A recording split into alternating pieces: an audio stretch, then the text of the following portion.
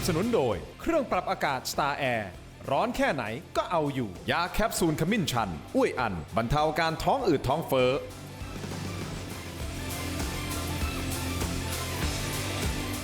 สวัสดีครับต้อนรับทุกท่านเข้าสู่รายการถกไม่เถียงครับคุณผู้ชมวันนี้เราจะมาถกประเด็นนะฮะเรื่องของสหรัฐอเมริกาอิสราเอลและอิหร่านนะครับคุณผู้ชมครับต้องพูดนี้ก่อนนะฮะว่าล่าสุดเนี่ยประธานาธิบดีโดนัลด์ทรัมป์นะมีการส่งจดหมายส่วนตัวไม่รู้ว่าเป็นจดหมายรักหรือเปล่านะฮะส่งไปให้กับทางด้านของประธานาธิบดีสีจิ้นผิงของจีนนะครับแล้วก็เขาก็ค่อนข้างมีความสุขนะครับความหมายคือได้รับการตอบรับกลับมาและประธานาธิบดีโดนัลด์ทรัมป์ก็ยังบอกด้วยนะครับว่าเขาเนี่ยซีกับสีจิ้นผิงเหลือเกินนะฮะแล้วจะได้รับการต้อนรับอย่างยิ่งใหญ่นะในอีกไม่นานจากนี้ไม่กี่สัปดาห์จากนี้เพราะว่าประธานาธิบดีโดนัลด์ทรัมป์จะไปเยือนจีนนะอย่างเป็นทางการนะครับคุณผู้ชมครับอันนี้เป็นสัญญาณที่จะทำให้สงครามในตะวันออกกลางมันจบลงจริงแล้วใช่หรือไม่ถ้ามันจบลงจริงแน่นอนครับสันติภาพโลกมันก็จะบังเกิดพอบังเกิดเสร็จปุ๊บเนี่ยผลกระทบต่างๆไปทั่วโลกก็จะลดน้อยลงนะรวมถึงประเทศไทยด้วยนี่คือหนึ่งประเด็นที่จะมานั่งวิเคราะห์กันนะครับคุณผู้ชมครับแต่แน่นอนฮะถ้าใครได้ติดตามประธานาธิบดีโดนัลด์ทรัมป์ก็จะทราบดีนะฮะว่าท่านเนี่ยชอบโพสต์ข้อความต่างๆบน Truth Social นะครับทีมงานของผมไปเก็บสถิติมาเฉพาะช่วงสงกรานต์ในช่วงที่เรากำลังเล่นน้ำกันอยู่นะฮะ13 14 15เนี่ยมีการโพสต์โดยประธานาธิบดีโดนัลด์ทรัมป์เนี่ยหลาย10ครั้งนะฮะเดี๋ยวตัวเลขเป็นยังไงมานั่งไล่เรียงกันนะครับคุณผู้ชมครับแต่ถ้าดูจากทรัมป์แล้วสีหน้าสีตาตอนนี้ยิ้มนะครับรู้สึกเหมือนว่ามันเป็นสัญญาณที่ดีของการจบลงแล้วหรือไม่นี่คือประเด็นแรกอีกประเด็นหนึ่งตัดภาพกลับมาที่ประเทศไทยคุณผู้ชมครับวันนี้ก็มีเครือข่ายภาคประชาชนนะฮะก็ไปพบกับท่านรัฐมนตรีว่าการกระทรวงพลังงานนำโดยอาจารย์ปานเทพนะฮะก็ไปยื่นหนังสือบอกให้ทางด้านของรัฐมนตรีกระทรวงพลังงานคุณเอกนัทพร้อมพันธ์เนี่ยปรับโครงสร้างเรื่องของโครงสร้างพลังงานในไทยสักทีเถอะ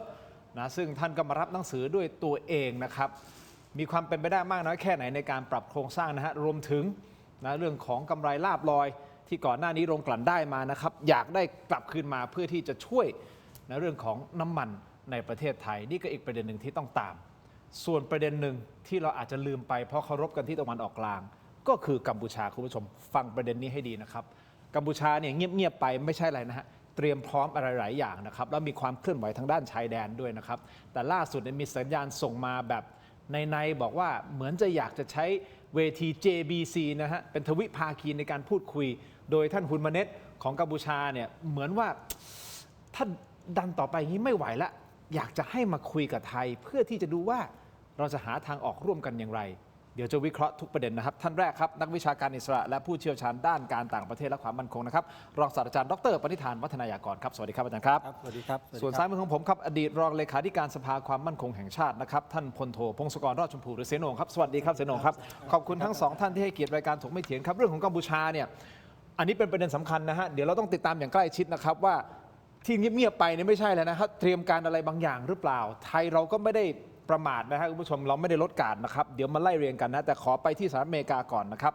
เมื่อช่วงวันอาทิตย์ที่ผ่านมาคุณผู้ชมครับประธานาธิบดีโดนัลด์ทรัมป์เปิดศึกกับใครครับเปิดศึกกับพระสันตะปาปาลีโอที่14ครับหรือโป๊ปอย่างนี้ฮะคุณผู้ชมครับหลังจากที่โป๊ปท่านวิพากษ์วิจารณ์กรณีทำสงครามกับอิหร่านซึ่งโป๊ปท่านเป็นคนสหรัฐนะฮะเป็นคนสหรัฐทรัมป์เองก็สวนกลับอย่างรุนแรงเลยนะครับนี่มีโพสต์ด้วยนะฮะ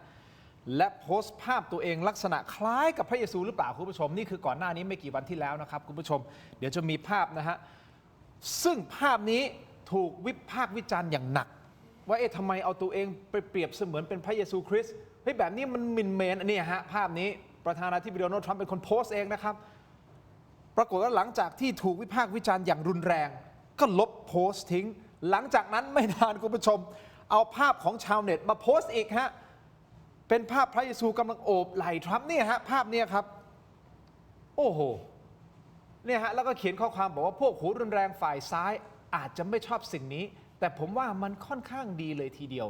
คือเอาภาพของชาวเน็ตเนี่ยมารีโพสต์นะฮะคุณผู้ชมครับคำถามก็คืออาจารย์ปณิธานท่านเสนงครับทำไมทรัมป์ถึงกล้าชนกับคริสตจักรขนาดนี้ฮะ แล้วมันจะมีผลไหมกับความขัดแย้งทางศาสนาตามมาอาจารย์มองไงครับในประเด็น ครับก็ต้องบอกว่าในบริบทของตะวันตกเนี่ย ครับ สันตะปาปาในอดีตเนี่ยเคยเป็นผู้นำโลก ครับ ก่อนที่เราจะใช้ระบบการต่างประเทศแบบรัฐชาติสมัยใหม่ ที่ไม่มีองค์กรไหนเหนือพวกเรา ครับ ทุกคนมีสิทธิ์เท่ากันหมด ครับ เมื่อก่อนนั้นเนี่ยนะครับในสมัยอาณาจักรโรมันอาณาจักรคริสตจักร สันตะปาปาเนี่ยใหญ่สุด แล้วก็อ้างองค์การของสวรรค์ที่เรียกว่า mandate of heaven คุณ ครับ คงนึกออก ครับ นะมาปกครองยุโรป และยุโรปเนี่ยก็อยู่ในบริบทของการกำกับของสันตะปาปา จนแตกก็เป็นสองฝ่าย ฝ่ายแคทอลิก กับฝ่ายโปรเตสแตนต์ทำสงคราม 30 ปี ถ้าดูอัตราการเสียชีวิตแล้วมากกว่าสงครามโลกทั้งสองครั้ง ครับ ถ้าดูสมัยนั้นนะครับ ครับ แล้วก็ระบบล้มหมด แล้วกลายมาเป็นระบบสมัยใหม่ก็คือไม่เอานักบวชเป็นผู้นำละเอาประเทศ เอาการเลือกตั้ง เอาพวกเรากันเองมาแยกการเมืองออกจากศาสนาละนะครับแยกที่เรียกว่า Church and State แยกโบสถ์ออกจากการเมือง ครับ อันนี้มันเป็นบริบทที่ตะวันตกเข้าใจอันนี้ประเด็นแรกประเด็นที่สองยุโรปเนี่ยก็ยังศรัทธาสันตะปาปาในบริบทใหม่อยู่ เพราะฉะนั้นความขัดแย้งครั้งเนี้ยมันย้อนกลับไปในอดีตว่า ครับ ไม่อยากจะให้สันตะปาปากลับมาเล่นการเมืองอีก คนยุโรปเข้าใจแต่พวกเราไม่ค่อยเข้าใจ เพราะว่าเรานับถือศาสนา ครับ ในลักษณะที่แยกออกจากการเมืองมาตั้งแต่แรกนะครับศาสนาของเราแยกออกมาบางศาสนาเนี่ยการเมืองการปกครองเนี่ยมันรวมกันอยู่แล้ว ครับ นะครับบางศาสนาเพิ่งแยกของเราเนี่ยแยกมาตั้งแต่ต้นเป็นพันปีนั้นเราก็รู้สึกค่อนข้างไม่สบายใจ แต่ของฝรั่งเนี่ยเขาธรรมดาพอสมควรแล้วก็การล้อเลียนพระศาสดาก็ไม่ใช่เรื่องผิดปกติมาก คนตะวันตกเนี่ยไปล้อเลียนศาสดาของหลายศาสนาเราไม่ค่อยจะสบายใจ แต่ของเขาเนี่ยเป็นเรื่องที่ค่อนข้างธรรมดา แต่เรามองว่าไม่ธรรมดา แล้วก็ประเด็นสุดท้ายคือทางทรัมป์เนี่ยก็คงมีกรณีกับตะวันตกกับยุโรปขัดใจหลายเรื่องไม่เข้ามาช่วยนะครับปิดล้อมช่องแคบนะครับไม่เข้ามาช่วยทำสงครามกับรัสเซียนะครับพวกสเปนเนี่ยชัดเจนอิตาลีเนี่ยพวกนี้เคร่งศาสนามากคุณทินนึกถึง ใช่ อิตาลี ใช่ นึกถึง วาติกันอยู่ นึกถึงนักบุญของเขานะครับ เพราะฉะนั้นมันก็กระแทกกลับไปหลายจังหวะนะครับ แล้วทรัมป์เนี่ยเป็นคนที่เขาคิดนะครับว่าเขาเนี่ยกำหนดการเต้นของทุกคนตามจังหวะปีกลองเขาผ่อนสั้นผ่อนยาวเขาคว่ำบาตรเขายกเลิกการคว่ำบาตรเขาขึ้นกำแพงภาษีเขายกเลิกการขึ้นกำแพงภาษีนะครับเขาปิดล้อมช่องแคบเนี่ยมันขึ้นอยู่กับเขา เพราะฉะนั้นทั้งหมดเหล่านี้มันเป็นไปตามทิศทางที่เขากำหนด อาจจะไม่ใช่อย่างนั้นทั้งหมดในความคิดของเรานะครับมันขึ้นอยู่กับความลื่นไหลแต่ของเขาเนี่ยจังหวะนี้ต้องสกัดโป๊บนะครับถ้าไม่สกัดโป๊บเดี๋ยวยุโรปจะไปไกลกว่านี้ ยุโรปจะต่อต้านอเมริกันมากกว่านี้เดี๋ยวจะไปปลุก โอเค ประชาชนคนอเมริกันฮังการีนี่เสียไปแล้ว ฮะ นะครับฝ่ายสนับสนุนทรัมป์เนี่ยแพ้เลือกตั้งไปแล้ว เพราะฉะนั้นทรัมป์ก็ออกโรงเลย ผมคิดว่าแต่ผลมันไม่ใช่จะดีทั้งหมดนะครับเห็นไหมฮะว่าคนก็ต่อต้านเยอะ คนก็รู้สึกทับถมไปว่านอกจากจะก้าวร้าวแล้วก็กำหนดกติกามากเกินไปแล้วเนี่ยนะครับยังไปลุกลานทางศาสนาอีกด้วยทั้งที่โป๊ปก็หวังดีนะครับ ครับ อยากจะให้สงบศึก อยากจะให้ ถูก สันติภาพ ถูก ไม่มองตรงนั้นมองเป็นว่าโป๊ปเล่นการเมืองนะครับแล้วก็ไปล้อเลียนโป๊ปด้วยซ้ำนะครับไอ้เนี้ยก็ทำให้หลาย ๆ ฝ่ายเนี่ยก็รู้สึกว่าสถานการณ์มันอาจจะบานปลายไปถึงขั้นเผชิญหน้ากับยุโรปมากกว่านี้เผชิญหน้ากับนาโต้มากกว่านี้คือการเมืองการศาสนาเนี่ยในตะวันตกมันเคยแยกไม่ออกนะครับเพราะฉะนั้นมันก็กลับไปทำให้เกิดสถานการณ์ที่อาจจะซับซ้อนขึ้นกว่าเดิมที่ผมบอก ครับ สถานการณ์มันซับซ้อนเปราะบาง ครับ แล้วก็ลื่นไหล ครับ ซับซ้อนคือมันตัวแปรเยอะประเด็นเยอะ แล้วตอนนี้มีเรื่องศาสนาอีก แล้วก็เปราะบางก็คือว่ามันมีเรื่องที่ตกลงกันแทบไม่ได้เลย อย่างเช่นเรื่องช่องแคบก็เพิ่งมามีข้อตกลงหลังจากการปิดของสหรัฐ ครับ นะครับอันนี้เปราะบางเรื่องเลบานอน ฮะ แล้วก็ลื่นไหล เพราะว่าอย่างคุณทำแบบเนี้ยฮะหรือว่า เขาเปลี่ อิ ยน สราเอล ไปเปลี่ยน ทำแบบเนี้ย อ่า พลิกไปพลิกมามันก็เลยพลิกไปพลิกมา แต่เขามองว่าทำแบบเนี้ยเขากลุ่มสภาพทิศทางได้ อาจารย์ปณิธามองเป็นกลุ่มสภาพ แต่เสนโองมองว่าประธานาธิบดีโดนัลด์ทรัมป์ตกลงมีหลายคนขนานนามว่าเขาเป็นคนบ้า แต่จริงๆเขาบ้าเขาไม่ได้บ้าใช่ไหมฮะหรือว่าเขาทำทุกอย่างมีแผนการอยู่ภายใต้ความ คือแยกเป็นส่วนๆนะส่วนที่ว่าเขาเป็นนักวางแผนไหมเขาวางแผน แล้วทุกอย่างเนี่ยถ้าปฏิปต่อเรื่องของการแนวการเคลื่อนไหวของริพับลิกันรวมทั้งตัวทรัมป์เองที่ให้สัมภาษณ์ก่อนเลือกตั้งเนี่ยนะครับ เราเห็นว่าเรื่องที่เกิดวันเนี้ยมันวางแผนมาก่อนแล้ว อันนี้ผมยืนยันชัดเจนนะครับวางแผนกันมาก่อนแล้ว ที่จะจัดการอะไรต่างๆโดยเป้าหมายสุดท้ายคือจีน อันนี้ชัดเจนนะครับส่วนกรณีของโป๊ปเนี่ยที่เรากลับมาจนกระทั่งเป็นภาพเนี่ยนะมันต่อเนื่องจากการที่ไปทะเลาะกับโป๊ป ใช่ครับ แล้วโป๊ปเป็นอะไร โป๊ปเข้านิยมกลางซ้าย ส่วนของทรัมป์นี่เป็นขวา หรือพับลิกันเป็นขวา แล้วทางยุโรปเนี่ยส่วนมากก็เป็นซ้าย ถ้าเป็นขวานิดหน่อย ขณะที่ทางอเมริกันเนี่ยเป็นขวาค่อนข้างเยอะ ฮะ มันก็แล้วเขาพูดเสมอนะพวกอะไรนะพวกก่อการร้ายซ้ายแล้วเขาด่าทุกวันทรัมป์อ่ะ Left แล้วพอเห็นตัวของโป๊ปมาเป็นสายนี้ปั๊บเนี่ยเขาไม่ชอบแต่คือไม่ชอบหน้าตั้งแต่แรกแล้วโป๊ปพูดเรื่องอะไรพูดเรื่องเสริมสมรรถนะยูเรเนียมให้กับอิหร่านเนี่ยก็ให้ก็ไม่ได้เห็นที่มีอะไรโรงไฟฟ้าเพื่อสันติอะแต่ทรัมป์จะไม่ให้เลยให้เป็นศูนย์ไงอันนี้มันขัดนโยบายเขาฟาดเลยเห็นไหมแล้วก็เลยตามมาในรูปเริ่มเลยต่างๆแล้วแต่หลักการก็คือมันขัดแย้งกับอุดมการณ์ขัดแย้งก่อน เขาเลยไม่สนใจ ถ้าเป็นฝ่ายกลางซ้ายหรือพวกซ้ายหรือกลางๆเนี่ยมันจะยอมรับหลายฝ่าย แต่ถ้าขวาในยแมวตัวผมเท่านั้นไอ้มักกาเนี่ยมันจากขวาจัดเห็นไหม Make America Great Again มันเป็นผมคนเดียวอื่นคนอื่นอย่ามายุ่งใช่ไหมแต่ทางนี้เขาไม่ใช่เป็นอีกแบบ ซึ่งมันก็กลายเป็นว่ามันเป็นการสะท้อนภาพของชาวยุโรปเหมือนกันที่จะปณิธานว่าเพราะชาวยุโรปเนี่ยสหรัฐอยู่ดีไปโจมตีอิหร่านได้ยังไงผิดกฎบัตรสหประชาชาติผมไม่ไปช่วยนาโต้ก็ไม่ช่วยทำก็จะตัดเงิน ทรัม แล้ว ป์โกรธใช่ไหมที่ไม่ไปช่วย เอาเขาโกรธอยู่แล้วแต่ตัวเองผิดนะตัวเองผิดแต่ไปโกรธเขาว่าผมจ่ายตังค์แล้วเรื่องนี้ก็โทษทำก็ไม่ได้ เพราะว่าสหรัฐจ่ายเงิน 4% ของ GDP ขณะที่ยุโรปจ่ายแค่ 1% แล้วที่เหลือก็ไปใช้อีลู่จุยแฉกหมด ก็สมควรโดนด่าอยู่เขาก็เอาเงินออก เรื่องนี้คือการขัดแย้งระหว่างสหรัฐกับยุโรป เวลาเนี้ยทำจึงจะทิ้งยุโรปคือจะทิ้งละยุโรปก็เลยไม่เอาคุณทิ้งผมก็ไม่มาช่วยไงจนกระทั่งสุดท้ายต้องไปที่ UN อาจจะมาช่วยทีหลังก็ได้เพราะว่าไป UN แล้วเนี่ยไอ้เรื่องที่จะเปิดช่องแคบเปิดไม่ได้เนี่ยนะเขาก็เลยโอเค อาจจะมีบางประเทศมาช่วย แล้วก็ ครับ ทำได้ความชอบธรรมตรงนี้ต่อไปอีกขั้นหนึ่งก็ค่อยว่ากัน คุณผู้ชมครับในกรณีนี้นะฮะมีคนที่ออกมาสนับสนุนพระสันตะปาปานะครับก็คือนายกรัฐมนตรีอิตาลีนะคุณจอร์เจียเมโลนีนะครับที่ออกมาสนับสนุนพระสันตะปาปาหลังโดนทรัมป์วิพากษ์วิจารณ์นะครับซึ่งนายกรัฐมนตรีท่านนี้บอกกับสื่ออิตาลีนะครับบอกว่าอันเนี้ยถ้าพระสันตะปาปาท่านต้องการสันติภาพอยู่แล้วมันผิดตรงไหนมันไม่ดีตรงไหนนะครับซึ่งทรัมป์เองก็ให้สัมภาษณ์กับสื่ออิตาลีนะฮะแสดงความตกใจกับท่าทีของเมโลนีด้วยนะครับพร้อมระบุว่าเมโลนีไม่เหมือนกับที่เขาคิดเอาไว้ตั้งแต่แรก เมโลนีเขาขวานะเมโลนีเขาขวาจัดนะ เนี่ยฮะและคิดว่าคงมีความกล้าหาญมากกว่านี้ แต่ดูเหมือนว่าจะคิดผิดและยังวิจารณ์เมโลนีด้วยว่าไม่ยอมช่วยกันเปิดช่องแคบฮอร์มุสเนี่ยครับคุณผู้ชมครับมันเริ่มบานปลายก็เลยเกิดคำถามขึ้นมาว่าสรุปแล้วประธานาธิบดีโดนัลด์ทรัมป์เนี่ยท่านโพสต์ในโซเชียลมีเดียของตัวเองนะฮะคุณผู้ชมครับทั้งหมดกี่ครั้งในช่วงเวลาวันที่ 13 14 15 เมษายนที่ผ่านมาช่วงสงกรานต์คุณผู้ชมครับจากการเก็บข้อมูลน้องบิวของผมก็ไปนั่งทำการบ้านเฉพาะช่วงสงกรานต์นะคุณผู้ชมครับ 13 พบว่าประธานาธิบดีโดนัลด์ทรัมป์โพสต์ทั้งหมด 19 โพสต์ 13 นะฮะเมษายนที่ผ่านมาวันที่ 14 เมษายนทั้งหมด 13 โพสต์วันที่ 15นะเป็นวันที่หลายคนเริ่มกลับมา ครับ ทำงานเริ่มกลับมาเพื่อที่จะเตรียมทำงานนะฮะ 15 เมษายนทั้งหมด 31 โพสต์รวมทั้งหมด 63 โพสต์ฮะนี่คือนั่งเก็บข้อมูลย้อนหลังดูเวลาการโพสต์ด้วยนะครับพบว่าเขามักจะโพสต์ในยามวิกาล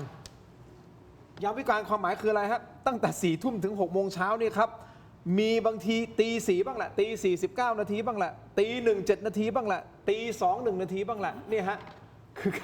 การโพสต์ต่างๆเนี่ยฮะของประธานาธิบดีโดนัลด์ทรัมป์ดูแล้วเหมือนเขาก็ใช้ช่องทางนี้ในการสื่อสารแล้วกลายเป็นว่าเราก็เอาแน่เอานอนความลื่นไหลที่อาจารย์ปณิธานพูดเนาะ ครับ ลื่นไหลไปเรื่อยเลย ครับ เปลี่ยนไปเปลี่ยนมาเปลี่ยนไปเปลี่ยนมา ครับ แต่สาระสำคัญก็คืออย่างนี้ครับไอการเปลี่ยนไปเปลี่ยนมาของเขาณวันนี้นะฮะคุณผู้ชมครับก่อนหน้านี้เราบอกมาตลอดว่าเหมือนทรัมป์ต้องการให้สงครามมันจบให้เร็วที่สุดถูกต้องไหมฮะอิหร่านบอกไม่เป็นไรผมลากยาวไปได้ นั่นคือเรื่องที่เราวิเคราะห์กันมาตลอดนะฮะแต่มาถึงวันนี้สถานการณ์มันเปลี่ยนไปแล้วหรือเปล่า ครับครับ ใครถือไพ่เหนือกว่ากันในครั้งนี้ และประธานาธิบดีโดนัลด์ทรัมป์บอกว่าส่งจดหมายส่วนตัวหาประธานาธิบดีสีจิ้นผิงของจีนนะฮะส่งไปส่วนตัวแล้วบอกว่าหยุดส่งอาวุธให้กับอิหร่านอ้าวประธานาธิบดีสีจิ้นผิงตอบว่าอย่างไร เดี๋ยวเราพักกันสักครู่ช่วงหน้ากลับมาติดตามครับรวมถึงกรณีของกัมพูชากับไทยด้วยนะฮะเดี๋ยวจะมาวิเคราะห์เพิ่มเติมในช่วงหน้าถกไปถึงสักครู่เดียวครับ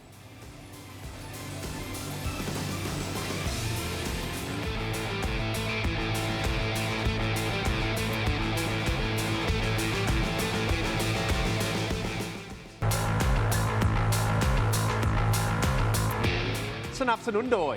แอปวันดีคอนเทนต์จริตไทยเพื่อคนไทยดาวน์โหลดได้แล้ววันนี้ กลับมาต่อนะครับผมไปเถียงคุณผู้ชมครับก่อนที่จะวิเคราะห์เรื่องของจดหมายน้อยไม่ใช่จดหมายน้อยหรือไม่แน่ใจนะ แต่ว่าเขาภูมิใจมากนะเขาสามารถส่งจดหมายส่วนตัวจากทรัมป์นะฮะส่งไปให้ประธานาธิบดีสีจิ้นผิงแล้วคุยโวด้วยนะบอกโอ้เดี๋ยวพอไปเจอกันนะอีกไม่กี่สัปดาห์เนี่ยที่จีนเนี่ยจีนจะต้อนรับผมอย่างยิ่งใหญ่แล้วจะเข้าไป give a big fat hug คือความหมายจะไปกอด ครับ ประธานาธิบ แบ ดี บคนอ้วน2 คนกอดกันด้วย ไม่ใช่ เป็นคำเปรียบเปรยว่าโอ้โหจะกอดแบบอย่างแบบ เต็มที่ อบอุ่นอย่างเต็มที่นะฮะภาพนั้นมันจะเกิดขึ้นจริงหรือไม่ก่อนที่จะไปตรงนั้นคุณผู้ชมผมขออนุญาตทั้งสองท่านนิดเดียวคุณผู้ชมครับไปดูตรงนี้นิดนึงฮะสถานทูตอิหร่านหลายแห่งทั่วโลกนะครับมีการโพสต์เสียดสีแบบพร้อมใจกันเลยฮะคุณผู้ชมครับไม่ว่าจะเป็นสถานทูตอิหร่านในแอฟริกาใต้ซิมบับเวตูนิเซียรวมถึงอินเดียนะครับ ในไทยด้วย ในไทยด้วยครับพร้อมเนี่ยเสียดสียังไงครับตอบโต้คำขู่ของทรัมป์ผ่านโซเชียลมีเดียยกตัวอย่างเนี่ยสถานทูตอิหร่านประจำแอฟริกาใต้โพสต์ภาพ AI ของโดนัลด์ทรัมป์ JD Vance นี่คือรองประธานาธิบดีของสหรัฐนะฮะและยังมีพีทเฮสเซกและคือรัฐมนตรีสงครามใช่ไหมฮะรัฐมนตรีกลาโหมของสหรัฐเนี่ยในชุดโจรสลัดสไตล์ภาพยนตร์ Pirates of the Caribbean และยังมีระบุแคปชั่นในเยอะหยันบอกว่าเหล่าโจรสลัดที่น่าเวทนาแห่งอ่าวเปอร์เซียและช่องแคบฮอร์มูสฮะสถานทูตอิหร่านประจำแอฟริกาใต้โพสต์คลิปมิวสิกวิดีโอยุค 80 ล้อเลียนการปิดล้อมช่องแคบด้วยนะครับ ขณะที่สถานทูตอิหร่านประจำประเทศไทย ได้โพสต์ภาพทรัมป์กำลังสวมเหรียญทองให้กับตนเอง พร้อมใส่แคปชั่นอันนี้คือคลิปวิดีโอยุค 80 นะฮะดูคลิปไหมมีเสียงนะเปิดนิดนึงครับเปิดนิดนึง I don't ever slow up, no I don't take shit. I got no love for the fakeness. If you wanna play tough and wanna hate this, I'll always show up. I don't ever slow up, no I don't take shit. I got no love for the fakeness. If you wanna play tough and wanna hate this, I'll always show up and make a statement. I don't ever slow up, no I don't take shit. I got no love for the fakeness. If you wanna play tough and wanna hate this, I'll always show up and make a statement. Everything I do so instinctive and so passionate. ขอบคุณ Every word I ย move อด so ไลค์ยอดวิว ยอดโฆษณาให้กับให้คนที่ได้เงินจากอินเทอร์เน็ตนะครับสถานทูตต่างๆ ก็สะท้อนว่าเรื่องเหล่านี้สำคัญ แม้แต่หนังโจรสลัดคนก็ดูเยอะนะครับ ใช่ รวมถึงสถานทูตอิหร่านประจำประเทศไทยก็โพสต์ภาพเมื่อสักครู่นี้ทรัมป์กำลังสวมเหรียญทองให้กับตัวเอง ใส่แคปชั่นบอกว่าเมื่อคุณสั่งปิดช่องแคบ แล้วก็สั่งให้เปิดใหม่อีกครั้ง คือสั่งปิดแล้วเปิดปิดแล้วเปิด ครับคือการเสียดสีพวกเนี้ยมันก็บอกเราว่าอิหร่านก็อยู่นิ่งไม่ได้นะครับความลื่นไหลของสหรัฐของประธานาธิบดีทรัมป์เนี่ยมันเพิ่มจำนวนคนที่ดู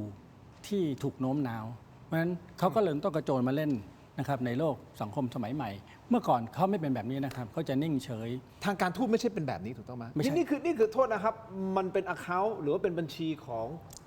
สถานทูตเลย สถานทูต เลย แบบ ใช่ครับ แบบ ซึ่งก็จ ข ริ อง ๆ เริ่มมาตั้งแต่ verify ด้วยนะฮะ ส่งประเด็นของอิหร่านนะครับ10 ประเด็นไปที่สถานทูตอิหร่านประจำอินเดียแล้ว ครับ ทุกคนก็ไปเกาะตรงนั้นว่านี่คือข้อเสนอของอิหร่าน แล้วก็อิหร่านก็เห็นว่าได้ผลและตอนนี้ก็โต้ตอบ แต่ว่าการโต้ตอบนี้ก็อยู่บนบริบทใหม่ของการทูตอิหร่านด้วยนะครับว่ากระโจนลงมาเล่นนะครับในทางของสหรัฐซึ่งเป็นคนคุมระบบพวกนี้แล้วนะครับแล้วก็ใช้วัฒนธรรมสหรัฐย้อนแย้งก็ต้องดูว่าได้ผลหรือเปล่านะครับแต่ว่าทั้งหมดเหล่านี้เมื่อกี้คุณทินกับเสนงก็คุยกันว่ามันซ้อนกันอยู่ คุณทินพูดถึงเรื่องส่วนตัวจดหมายส่วนตัว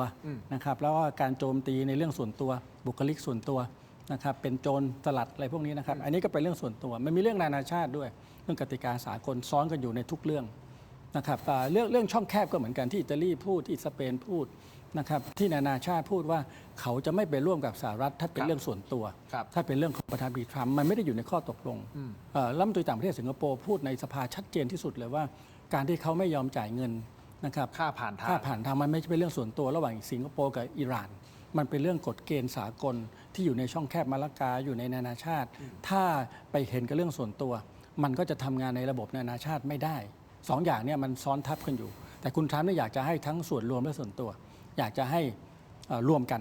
นะครับเพราะฉะนั้น มันก็ ก็ มั่ว เล ไป ย หมดสิฮะแบบนี้ มันก็เลยปั่นป่วนไงครับแต่ถึงจะปั่นป่วนยังไงเนี่ยมันแยกได้ในยุโรปเขาก็พยายามแยก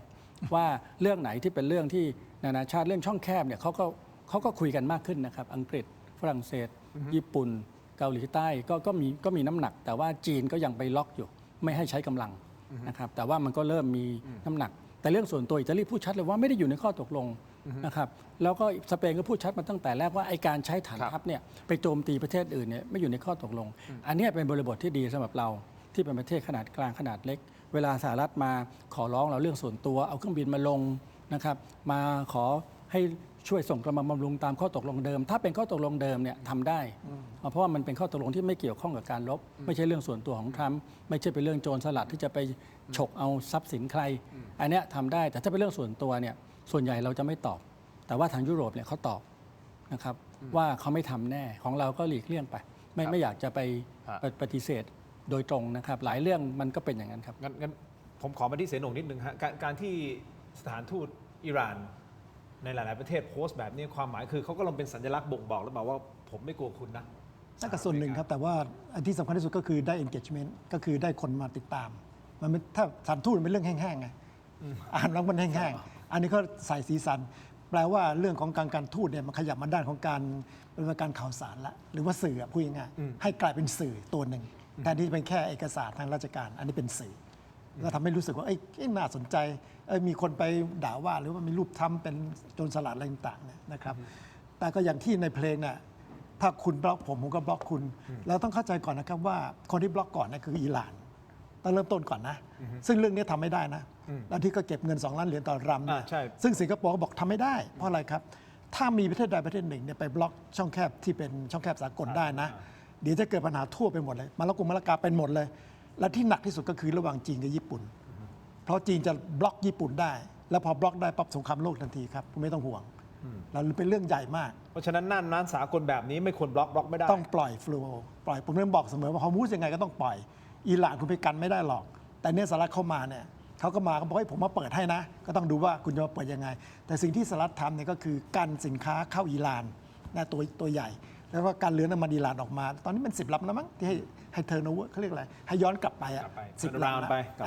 10 ลำละ10 ลำละทุกอย่างเนี่ยเพื่อทำให้อิหร่านเนี่ยไม่ได้เงินและไม่ได้ของไม่ได้เสบียง เพื่อจะบอกว่าถ้าคุยไม่จบนะหลังจากคุยไม่จบเนี่ยคุณจะเกิดเรื่องของการทำให้เตหะรานเนี่ยเป็นแค่เกาะเดี๋ยวก็จะทำลายโครงสร้างพื้นฐานรอบๆสมมุติสภาเลยตัดหมดเลยให้ลอยอยู่เฉยๆเนี่ยพอลอยอยู่เฉยๆก็ติดต่อข้างนอกไม่ได้ไงเหมือนกับเมืองที่ถูกปิดล้อมอดข้าวอดน้ำอ่ะไม่รู้ทำได้แค่ไหนนะแต่จะทำให้เตหะรานเป็นแบบนี้นะเขายกตัวอย่างตรงนี้ให้ดูก่อนนี่คือประเด็นของเขาที่ทำในเสนงพูดถึงเรื่องของให้เรือในหมุนกลับไปไม่ต้องออกมานะครับล่าสุดนะฮะคุณผู้ชมครับกองบัญชาการกลางสหรัฐหรือเซนคอมนะฮะก็มีการโพสต์คลิปที่สหรัฐได้ประกาศปิดล้อมท่าเรือของอิหร่านโดยมีคำสั่งแจ้งเตือนทางวิทยุนะฮะให้เรือทุกลำเนี่ยที่มุ่งหน้าเข้าหรือออกจากท่าเรือของอิหร่านเนี่ยต้องถอยกลับไปมิฉะนั้นจะถูกกองทัพสหรัฐเนี่ยเข้าไปประชิดแล้วเขาใช้คำว่าบอร์ดนะฮะบอร์ดก็คือขึ้นไปบนเรือเอาง่ายๆก็คือแปลว่ายึดนั่นยึดครับเรามีเสียงวิทยุตรงนี้ที่เขาแชร์กันนะคุณผู้ชมครับฟังครับThe U.S. has announced a formal blockade of Iranian ports and coastal areas. This is illegal action. All vessels are advised to immediately return to port if leaving and discontinue transit to Iran if that is your next port of call. Do not attempt to breach the blockade. Vessels will be boarded for interdiction and seizure transiting to or from an Iranian port. Turn around and prepare to be boarded. If you do not comply with this blockade, we will use force. The whole of the United States Navy is ready to force compliance. Now. นี่คือคลิปที่เราได้จากกองบัญชาการกลางสหรัฐหรือเซนคอมนะฮะเป็น official ของเขาเลยนะครับนี่ฮะที่แน่ๆบอกว่าเนี่ยคำประโยคสุดท้ายบอกว่า turn around or prepare to be boarded ความหมายคือถ้าคุณไม่หมุนกลับไปไม่ถอยหลังกลับไปอันนี้คือยืนยันว่าจะบล็อกประเทศอิหร่านไม่ทั้งเข้าทั้งออกขาเข้าออกไม่ได้อันนี้จะหนักเลยนะที่ประเทศอิหร่านแต่ประเทศอื่นก็ปล่อยผ่านอิหร่านก็จะหนักเลยใช่เขาส่งหมายไปตั้งแต่วันจันทร์แล้วนะครับกองบัญชาการกลางเนี่ยบอกว่าให้เรือที่ออกมาจากท่าเรืออิหร่านแล้วก็เรือบางชนิดเนี่ยผ่านไม่ได้และที่จะไปที่ท่าเรือนี้เขาขอ destination แต่คือเป้าหมายด้วยที่หมายด้วยก็ชัดเจนตั้งแต่วันจันทร์แล้วก็กองเรือพาณิชย์ก็เข้าใจตรงกันว่าอาจจะไปได้ยากแต่ก็มีเรือบางกลุ่มอาจจะเกาะกลุ่มออกมาก็โดนแจ้งเตือนแล้วถ้าแจ้งเตือนไม่สำเร็จเขาก็จะยิงขู่และถ้ายิงขู่ไม่สำเร็จเขาก็จะจมอันนี้คือเป็นการบีบใช่ไหมบีบอิหร่านอีกทางหนึ่งถูกต้องไหมอาจารย์แล้วถ้าบีบแบบนี้แล้วสุดท้ายมันจะจบหรือมันก็ไม่จบสิฮะคือมีการประเมินกันนะครับว่าแต่ละวันเนี่ยอิหร่านพึ่งพาตรงนี้นะครับสินค้าเข้าออกน้ำมันเนี่ยประมาณ500 ถึง 1,000 ล้านเหรียญสหรัฐต่อวัน ต่อวันนะครับเดือนหนึ่งประมาณ10,000ถึงเกือบ 20,000 ล้านนะครับตรงเนี้ยบีบแค่วัน 2 วันอิหร่านก็คงจะได้นะครับประเด็นแล้วว่าจะต้องกลับมาเจรจาทางเทคนิค ซึ่งก็ตอนนี้ก็เปิดช่องแล้วในการเจรจาทางเทคนิคที่จะคุยกันเรื่องแร่ยูเรเนียม คุยกันเรื่องระบบการเดินเรือนะครับไอเนี้ยมันและการเตรียมการอย่างที่เสนงพูดนะครับในการปิดเนี่ยอเมริกันมีความชำนาญในระดับหนึ่งเลยเขาเคยปิดมาแล้วที่หลายพื้นที่ แล้วก็การเตรียมการใช้เวลาเป็นเดือนนะครับแสดงว่าเขาเตรียมมาก่อนอย่างที่เสนงพูด ว่าเขาเตรียมการปิดล้อมเขาเตรียมจังหวะมาว่าถ้าอิหร่านไม่เปิดเดี๋ยวเขาก็จะปิดจากหลังจากการเจรจา ที่ผมเคยเรียนใน Facebook ผมด้วยว่าเขาเตรียมการเจรจาก่อน2 วันสุดสัปดาห์ แล้วก็ช่วง2 วัน2 วันก็แบ่งกันเป็นวันแรกวันที่2ที่ทางทีมคุยแล้วก็หลังจากนั้นอีก1 สัปดาห์เพื่อยืนระยะให้ได้ภายในเส้นตายแล้วก็จะขยับไปอีก2 สัปดาห์ให้ยืนได้ภายใน1 เดือนแต่ระหว่างนี้ปฏิบัติการทางการอาหารเนี่ยมันเตรียมพร้อมอยู่หลายอย่าง รวมทั้งการปิดช่องแคบมุ่งไปที่อิหร่านนะครับแล้วก็ยังมีการเตรียมการมากกว่านั้นอีกในการสมทบกำลังเข้ามาในกรณีที่จำเป็นนะครับเพราะฉะนั้นสิ่งที่สหรัฐทำในทางการทหารเนี่ยมันมีน้ำหนักมาตั้งแต่แรกนะครับแต่ว่าเขาไม่คิดว่าจะใช้เพราะมันขึ้นอยู่กับคุณทรัมป์คนสั่ง ถ้าคุณทรัมป์สั่งไม่ใช้เขาก็ไม่ใช้อันนี้ผมได้บอกมันลื่นไหลทีนี้การสั่งของคุณทรัมป์เนี่ยมันก็ขึ้นอยู่ว่าสถานการณ์ที่โต๊ะเจรจาวันนั้นเจดีแวนซ์เขาว่ายังไงเขาก็กลับไปบอกว่ามันคุยกันได้บางเรื่องคุยกันไม่ได้หลายเรื่อง ก็เลยบีบ ก็เลย มาบีบ แล้วระหว่างที่บีบเนี่ยเป็นระหว่างที่ทีมอิหร่านเนี่ยกลับไปคุยกับผู้นำสูงสุดนะครับเพราะว่าเขาตัดสินใจไม่ได้ที่โต๊ะวันนั้นที่ ใช่ เจดีแวนซ์เขาแถลงชัดเจนแล้วว่าเขาเสนออะไรไปเนี่ยสุดซอยเขาใช้คำว่า best offer และ final offer แต่ทางอิหร่านตอบไม่ได้เขาบอกเขาต้องกลับ ไป คุย ที่ เอ่อ ไปคุยที่ การโทรศัพท์หากันที่ต้องออกไปนอกห้องโทรเขาก็โทรลำบากเดี๋ยวโดนดักฟังเดี๋ยวโดนโจมตี ใช่ นั้นเขาก็ระวังมาก แต่ทางอเมริกันคุยตลอดกับทางทรัมป์เพราะฉะนั้นความยืดหยุ่นของสหรัฐเนี่ยมีมากกว่าที่โต๊ะเจรจา แต่ว่าความเสียเปรียบของสหรัฐก็มีก่อนปิดช่องแคบว่าถ้าเปิดไม่ได้ก็ต้องใช้วิธีแบบเนี้ยแต่พอปิดไปนานๆเดี๋ยวจะเดือดร้อนกับจีนเดือดร้อนกับพวกเราก็ต้องเปิด เพราะว่าเดี๋ยวต้องไปคุยกับจีนด้วยดังนั้นการปิดการเปิดเป็นจังหวะเนี่ยมันเป็นในความคิดพวกเราคือแท็กติกในการเจรจา ใช่ แล้วก็เตรียมการมานาน กดดันเพื่อเจรจาหรือว่าหลังจากที่ว่าตกเจรจาไม่ลงตัวก็จะไปลักษณะเดียวกันคือปิดล้อมอีกข้างในอีกทีหนึ่งแค่นั้นเอง ถ้าให้เสนงวิเคราะห์ตอนนี้ครับใครถือไพ่เหนือกว่ากันระหว่างสหรัฐอเมริกากับอิหร่านตอนนี้เพราะตอนแรกเราเข้าใจว่าสหรัฐเนี่ยตกที่นั่งลำบากคือเขาต้องการให้จบเร็วอิหร่านบอกไม่เป็นไรคุณลบมาเรื่อยๆแหละแล้วผมยืนระยะยาวได้ คือถ้าจะถาม แต่ตอน ว่า นี้ณตอนนี้ฮะ ถามว่าจบเร็วเนี่ยจบเร็วในสายตาชาวอเมริกันใช่ไหมจบแล้วอะก็มันเลิกยิงแล้วไงมันเลิกถล่มแล้วไงมันจบไปแล้วมันจบรอบไปแล้ว มัน ที่ แค่ ช่วงนี้คือช่วง อาทิ เจ ตย์เดี ร ยวนะ จาก็มันจบไปแล้วไงไอ้ที่ว่าจะเดิน มันมีเส้นตาย2 อาทิตย์ไม่ใช่เหรอนี่แค่อาทิตย์เดียว มันจบไปแล้วไม่อันนี้คือการเจรจา ซึ่งจะสังเกตว่าไม่มีการยิงกันละ อ่าฮะ อิหร่านก็ไม่ยิงอิหร่านก็ไม่ค่อยมีอะไรยิงแล้วล่ะตอนนี้ช่วงนี้ก็คือตัวของสหรัฐเนี่ยก็อาจจะเติมของเพื่อว่าอิหร่านไม่ยอมอิสราเอลก็ไปเติมให้อารันโดมเข้าที่มันโหว่เพราะมันของหมดอ่ะเติมให้มันเต็มหน่อยแล้วก็นั่งคอยอิหร่านว่าจะยังไงส่วนอิหร่านไม่มีของแล้วของที่ยิงไม่มีแล้วในพื้นที่เองเนี่ยยิงจรวดระยะใกล้เท่านั้นเองระยะไกลไม่ค่อยมีแล้วก็ของหมดอ่ะใช่ไหมครับดังนั้นเนี่ยสิ่งที่ทางการลบใหญ่เนี่ยถือว่าจบรอบไปแล้วเขาจะพูดคนอเมริกันได้ผมจบแล้วไงช่วงเดือนหนึ่งเนี่ยประมาณ4 สัปดาห์เนี่ยผมจบรอบไปแล้วจบรอบไปแล้วไม่มีอะไรแล้วตรงนี้เป็นรอบใหม่เมื่ออิหร่านไม่ยอมผมเลยจำเป็นจะต้องเอากำลังเข้ามีดังนั้นเรื่องที่ว่าต้องจบเร็วคือจบไปแล้วมันจบเร็วไปแล้ว จริงไหมเขาพูดได้จริงไหมตอนนี้ถ้าจะทำให้ทรัมป์เนี่ยติดกับเนี่ยมีทางเดียวคืออิหร่านต้องยืดให้ยาวที่สุดตอนนี้มันยืดไม่ได้แล้วไงเพราะว่าเสบียงเนี่ยเวลาลบกันเนี่ย โอเค แพ้ชนะที่การส่งกำลังมาลงนี่เรื่องนี่ชี้ขาด โอเค ทรัมป์จัดการเรื่องนี้2 เรื่อง คุณทนได้ไหมตอนนี้อิหร่านต้องประเมินตัวเองว่าทนได้ไหมถ้าทนได้ก็ทนไป ถ้าทนไม่ได้คุณก็ต้องเจรจา อ่ะเสนงบอกว่าของหมด แต่ก็มีคำพูดจากประธานาธิบดีโดนัลด์ทรัมป์ที่เขาบอกว่าส่งจดหมายไปหาประธานาธิบดีสีจิ้นผิงของจีน บอกให้จีนเนี่ยหยุดส่งอาวุธไปให้อิหร่านอ้าวท่านสีจิ้นผิงตอบด้วยนะฮะและตอบอย่างไร เดี๋ยวมาวิเคราะห์กันในช่วงหน้านะครับคุณผู้ชมครับรวมถึงกัมพูชาด้วยนะฮะยังไม่ลืมนะประเด็นนี้พักสักครู่ครับ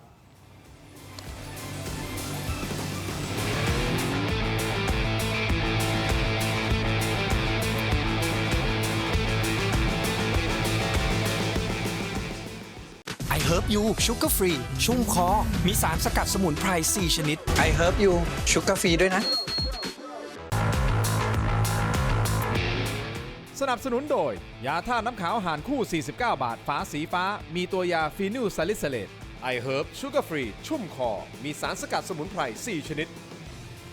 กลับมาต่อนะครับรายการถกไม่เถียงครับยังอยู่กับท่านพลโทพงศกรนะครับหรือเสโนนะครับรวมถึงอาจารย์ปณิธานนะฮะเดี๋ยวพูดคุยกันต่อนะครับผู้ชมครับเดี๋ยวให้ข้อมูลสั้นๆนิดหนึ่งเดี๋ยววิเคราะห์กันเลยนะฮะก็คือเรื่องของประธานาธิบดีโดนัลด์ทรัมป์นะส่งจดหมายหาท่านประธานาธิบดีสีจิ้นผิงนะของจีนคุณผู้ชมครับทรัมป์ไปเปิดเผยอยู่ผ่านในรายการของ Fox News นะฮะว่าส่งจดหมายถึงสีจิ้นผิงขอให้จีนหยุดส่งอาวุธให้แก่อิหร่านครับโดยทรัมป์บอกว่าส่งจดหมายส่วนตัวเลยนะฮะถึงประธานาธิบดีสีจิ้นผิงขอให้จีนยุติการส่งอาวุธให้กับอิหร่านยืนยันผ่านการให้สัมภาษณ์กับมาเรียบาติโรโมนะในรายการ Mornings with Maria ทางช่อง Fox Business นะฮะซึ่งออกอากาศไปเมื่อวันที่ 15 คือเมื่อวานนี้นะครับเขาส่งจดหมายส่วนตัวไปหลังจากได้รับรายงานข่าวกรองและข้อมูลว่าจีนกำลังส่งอาวุธให้แก่อิหร่านนี่ทรัมป์บอกว่าสีจิ้นผิงได้ตอบจดหมายกลับมานะฮะโดยมีสาระสำคัญคืออะไรรู้ไหมครับจีนไม่ได้ดำเนินการส่งอาวุธตามที่ถูกกล่าวหาเสโนถ้าจีนส่งอาวุธไปนั่นหมายความว่าเขาก็ต้องยืนยันที่จะสู้ต่อใช่ไหมอิหร่านใช่แต่ตอนนี้เหมือนอย่างที่เสโนบอกว่าเขาค่อยๆล่อยหลอลงไปของก็หมดแล้วแสดงว่าจีนไม่ได้ส่งใช่หรือเปล่าก็ใช่แต่นี้ปัญหาคือถ้าส่งเนี่ยทำให้ยืดเยื้อต่อไปเนี่ยจีนจะมีปัญหาหนักเข้าไปอีกเพราะว่าทางสหรัฐอาจจะบอกว่าคุณมายุ่งกับเรื่องของผมใช่ไหมผมขออนุญาตคว่ำบาตรได้ป่ะจีนที่โดนคว่ำบาตรไม่ได้นะเพราะเขาส่งออกมหาศาลถ้าคว่ำบาตรปักเนี่ยเท่ากับคุณหยุดเดี๋ยวนี้เลยแต่ว่าถ้าเกิดมันมีสงครามเนี่ยสงครามอิหร่านจบสมมุติว่าทำได้น้ำมันเนี่ยนะจีนก็ยังเจ็บเหมือนกันแต่ว่าจะยืดไปอีกหน่อยจะมีเวลาปรับตัวแต่ถ้าโดนพูดง่ายคือทำหาเรื่องจะฟาดกับจีนคุณจะฟาดกับผมไหมถ้าฟาดผมจะได้บอยคอตคุณได้ความบาดสินค้าคุณอะไรอย่างนี้ยุ่งกันใหญ่เลยจีนไม่ยอมเรื่องนี้ถ้าทำในเข้าทางผมเชื่อว่าจีนต้องถอยอันนี้คำตอบสีจิ้นผิงคือถอยถึงส่วนที่ว่าจะไปคุยกับสีจิ้นผิงเนี่ยต้องฟังประมาณสัก3 สัปดาห์ที่แล้วทรัมป์ก็พูดอยู่คำหนึ่งว่าเมื่อได้น้ำมันแล้วก็คือได้กระบวนการอิหร่านแล้วเนี่ยเขาจะไปคุยกับรัสเซียแล้วก็จีนคุย2 แทร็กแรกคือคุยด้วยเศรษฐกิจก็คือน้ำมันไปต่อรองไอ้แร่เอิร์ธเนี่ยให้ผมน้ำมันเนี่ยผมจะราคาแค่นี้นะเอาไหมนะคือแค่นั้นไม่งั้นผมจะจัดการให้คุณไม่มีน้ำมันหรือทำให้น้ำมันนี่ราคาต่ำมากจนรถไฟฟ้าคุณพังทั้งประเทศแล้วมันก็จะเกิดอะไรนะ NPL ธนาคารล้มอะไรเงี้ยคุณจะเอาไหมไม่งั้นคุยกันไม่ได้นะผมไม่ยอมนะเนี่ยอันที่1อันที่2ถ้าคุยไม่รู้เรื่องใช้กำลังทำพูดชัดเจนระหว่าง2 ประเทศคือรัสเซียกับจีนจะพูด2 แทร็กด้วยเศรษฐกิจหรือกำลังพูดแล้วใช่ไอ้ที่ว่าจะไปกอดเกิดเลยเนี่ยคือไปกอดแล้วบอกเรื่องนี้จะบอกแบบนี้แล้วก็พูดเป็นทางการไปเรียบร้อยแล้วแต่เขาพูดท่าทีผมดูสัมภาษณ์ท่าทีเหมือนเขาแบบโอ้ยเป็นเพื่อนซีกับประธานาธิบดีสีจิ้นผิงนะบอกว่าจะไปกอดกันนะพอถึงเวลาอีกไม่กี่สัปดาห์ที่จะเจอกันอันนี้เป็นภาพแฟ้มภาพอันสมัยที่เคยเจอกันก่อนหน้านี้นะครับคุณผู้ชมครับแต่คือระหว่างที่ต่อรองกันเนี่ยมันอะไรก็ได้สุดท้ายเนี่ยถ้าลงตัวคือยิ้มทั้ง2 ฝ่ายโอเคงั้นผมเรียนถามอาจารย์ปณิธานต่อเลยนะครับว่าการส่งจดหมายส่วนตัวไปทำไมถึงเลือกส่งจดหมายส่วนตัวแทนที่จะเป็นการส่งทางการทูตทางกระทรวงการต่างประเทศของสหรัฐครับคือเขากำลังจะบ่งบอกอะไรประธานาธิบดีทรัมป์น่าจะเข้าใจเอาว่าสร้างบรรยากาศอบอุ่นบรรยากาศเป็นมิตรจะกอดกันกลมเลยนะครับแต่ทางการทูตเนี่ยถือว่าผิดมารยาทเพราะว่าไปพูดแทนจีนว่าเขาจะทำอย่างนู้นไม่ทำอย่างนี้โดยเฉพาะเรื่องที่อ่อนไหวบอกว่าเขาได้เห็นด้วยแล้วที่จะไม่ส่งอาวุธก็หมายความว่าเขาอยู่อีกฝ่ายส่งอาวุธมาตั้งแต่แรกสิใช่ไหมครับอันนี้ก็ไม่ค่อยดีในแง่ของการต่างประเทศเขาจะส่งไม่ส่งมันเป็นสิทธิ์ของเขานะครับมันเป็นสิทธิ์ของเขาเลยไปพูดแทนเขาไม่ได้และไหนครับข้อตกลงขอดูหน่อยที่ว่าตกลงกันแล้วมันก็เป็นเรื่องส่วนตัวทั้งนั้นแต่ว่าในความคิดของสหรัฐก็คงอยากจะสร้างนะครับภาพลักษณ์ว่าเขาได้แก้ปัญหาเรื่องจีนไปแล้วเพราะจีนเนี่ยขยับจริงอย่างที่พาดหัวไว้ในรายการว่าพอออกมติยับยั้งไม่ให้สหประชาชาติใช้กำลังเปิดช่องแคบก็หมายความว่าจีนเลือกข้างทางการทูตอยู่กับอิหร่านรัสเซียด้วยอย่างที่เสนงบอกนะมันก็มองเห็นแล้วว่าต้องไปเจรจากันทั้ง2 ประเทศนี้นะครับก็เลยเดินหน้าเรื่องนี้นะครับแล้วก็จีนก็เป็นมิตรของเราเขาก็ยืนยันแบบนี้กับเรานะครับว่าไม่ได้ส่งอาวุธให้กับกัมพูชาตั้งแต่ปี 2017-18เราก็ต้องยึดคำพูดเขาแต่ว่าในความเป็นจริงก็ต้องดูหน้างานนะครับก็ดูหน้างานไปแต่ว่าเอายกขึ้นมาพูดตรงนี้มันผิดมารยาทแต่ว่าเรื่องส่วนตัวพูดเรื่องส่วนรวมใช่ครับนี่ไงผมบอกว่าประธานเราทำเขาลื่นไหลไปเรื่อยแล้วก็เอา2 อย่างแล้วก็ทำให้จีนตกอยู่ในสภาพต้องป้องกันตนเองต้องออกมาปฏิเสธแล้วถ้ายัง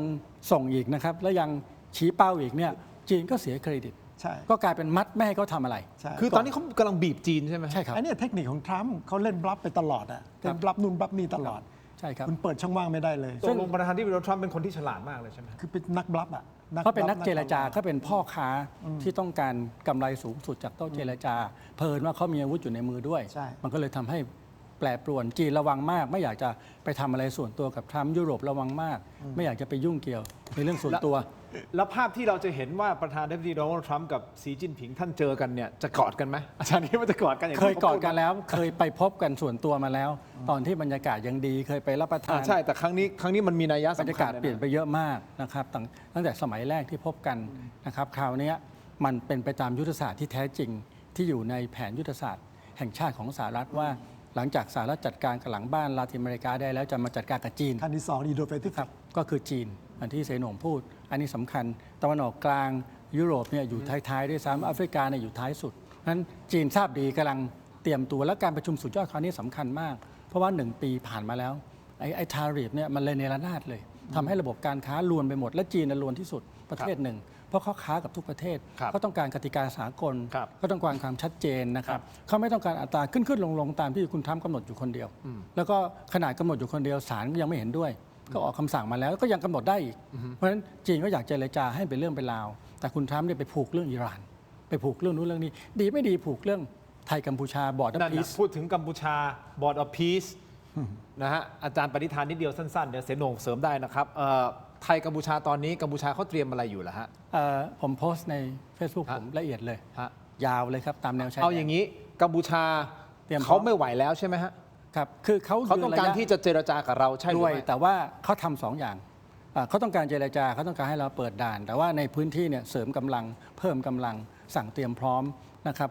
ปรับแท่นยิง ปรับฐาน ยกเว้นบางจุด โอเค เช่นที่ช่องบกเนี่ยอาจจะถอนไปห่างนิดนึง แต่ว่าโดยตลอดแนวเนี่ยนะครับเพิ่มระดับความเข้มข้น และไปเพิ่มระดับความเข้มข้นในเวทีนานาชาติ ไปฟ้องศาลยุติธรรมระหว่างประเทศอีกรอบหนึ่งจะเอา 47-48 จุดคืนที่บอกว่าเราไปยึดมา เดี๋ยวเราไปสแกน QR Code นะฮะไปที่ออนไลน์ของเราเทเลดิจิทัลใน YouTube Facebook ถกไม่เถียงนะครับ และยังมีรายงานข่าวบอกว่าฮุนเซนอดีตนายกของกัมพูชาได้ส่งคนสนิท ใกล้ชิดระดับนายทุนใหญ่ที่มีศักดิ์เป็นออกยามาพูดคุยกับทางการไทยแบบไม่เป็นทางการนะฮะบอกว่ารู้สึกผิดที่ผ่านมาเดินเกมผิด อยากจะมาเจรจาและเปิดด่าน อันนี้เฟกนิวหรือเปล่าครับ อย่า กัม จะ พู ไป ชา เชื่อ บอก แล้ว ว่า เปิดด่านตาม ไม่รู้เดี๋ยวมาวิเคราะห์กันในออนไลน์ต่อนะครับสำหรับทีวีนะครับของทั้งสองท่านก่อนนะครับขอบคุณครับเจอกันในออนไลน์ถกไม่เถียงครับสวัสดีครับ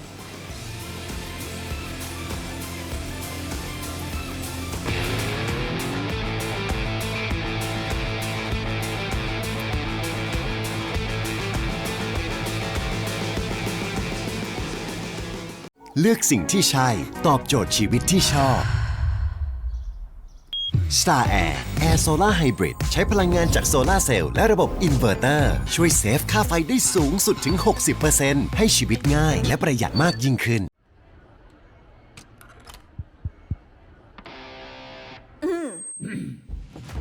ไมบาซิน OTC รสส้มและรสมะนาว ยาอมบรรเทาอาการเจ็บคอ ช่วยระงับเชื้อในปากและลำคอ จากเกรเตอร์ฟาร์มาตรวจอ่านคำเตือนในฉลากก่อนใช้ยา กลับมาครับคุณผู้ชมครับถกไม่เถียงในช่วงของออนไลน์นะครับยังอยู่กับ2ท่านนะครับท่านพลโทพงศกรรอดชมพูนะฮะอดีตรองเลขาธิการสภาความมั่นคงแห่งชาตินะครับหรือเสนงนะครับรวมถึงรองศาสตราจารย์ดรปณิธานวัฒนายากรฮะนักวิชาการอิสระนะครับแล้วก็เป็นผู้เชี่ยวชาญด้านการต่างประเทศและความมั่นคงนะฮะพูดคุยกับเราในรายการคุณผู้ชมสามารถที่จะส่งข้อความทักทายกันเข้ามาได้นะครับ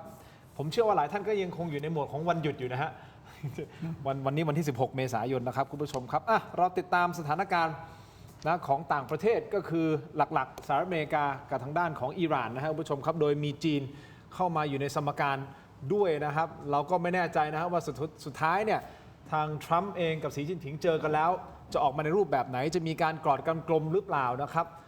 คือฟัสาดด้านหน้าคืออาจจะ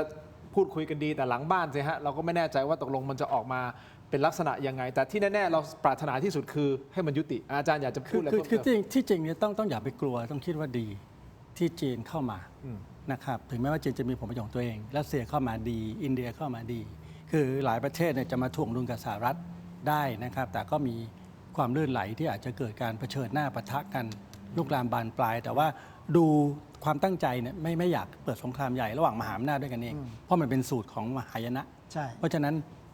การเข้ามาถ่วงดุลของจีนเนี่ยแล้วจีนก็ฉลาดเข้ามาในจังหวะที่เหมาะสม เพราะว่าต่อไปนี้อย่างที่เสนงพูดมันอิหร่านจะยืนระยะลำบากขึ้นเรื่อยๆเข้ามาช่วยซะหน่อย เพราะไม่กี่วันที่ผ่านมาเป็นครั้งแรกที่จีนออก หน้าชัด พูด เจน เรื่องของออกหน้าชัดเจนเกี่ยวกับเรื่องของอิหร่านใช่ไหมเซน เขาก็ดูจังหวะอยู่แล้ว และดูที่พูดกับผู้นำสเปนผู้นำ UAE ที่ประธานาธิบดีพูดเมื่อ2-3 วันก่อน ชัดเจนว่าจีนเนี่ยเดินหน้าแล้ว แล้วก็บางคนยังบอกเลยว่าช้าไป ช้าไปไหม อเมริกัน แต่มันเร็วไม่ได้ไง ใช่ครับ เร็วว่าผิดจังหวะ ใช่ครับ เร็วผิ จังหวะนี้ดีที่สุด ดีที่สุดแล้ว ก็เขาคำนวณแล้วจีนเขาคำนวณแล้วว่ามันต้องจังหวะนี้ ก็เพียงแต่ว่าข้อเสนอของอิหร่านนะจีนก็รับรองให้ว่าถ้าเป็นไปตามนี้เขาจะรับรองความปลอดภัยให้อันนี้ก็ชัดเจนแล้วอิหร่านก็สบายใจแล้วเขาคุยต่อได้ แต่จีนคงไม่ยื่นมือเข้ามาเกี่ยวข้องกับสงคราม ครับก็เป็นยก ที่ สาม เลย ทางเทคนิคที่ผมบอกเรียนคุณทินกับเสนงไปว่ายกแรกเนี่ย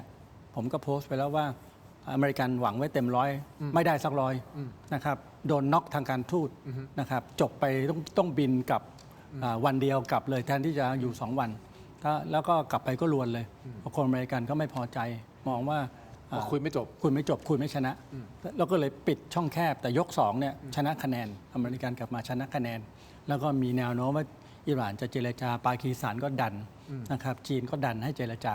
แล้วก็จะกำหนดการเจรจาเร็วๆนี้นะครับทางเทคนิคเรื่องแร่ยูเรเนียม ทำไมจีนต้องดันให้จบ เพื่อให้ไม่เกิดการปิดล้อมเตหะราน แล้วมันเกิด fail state คือรัฐล้มเหลวเขาไม่อยากให้เกิดเรื่องนั้น แล้วก็ อย่างน้อยรักษาชนชั้นนำอยู่ จะได้คุยโรงงานพลังงาน พวกนี้เจอไปสักโรง2 โรงรวนเลยนะครับ มันไปไกลไม่ได้ แล้วก็เรื่องแร่ยูเรเนียม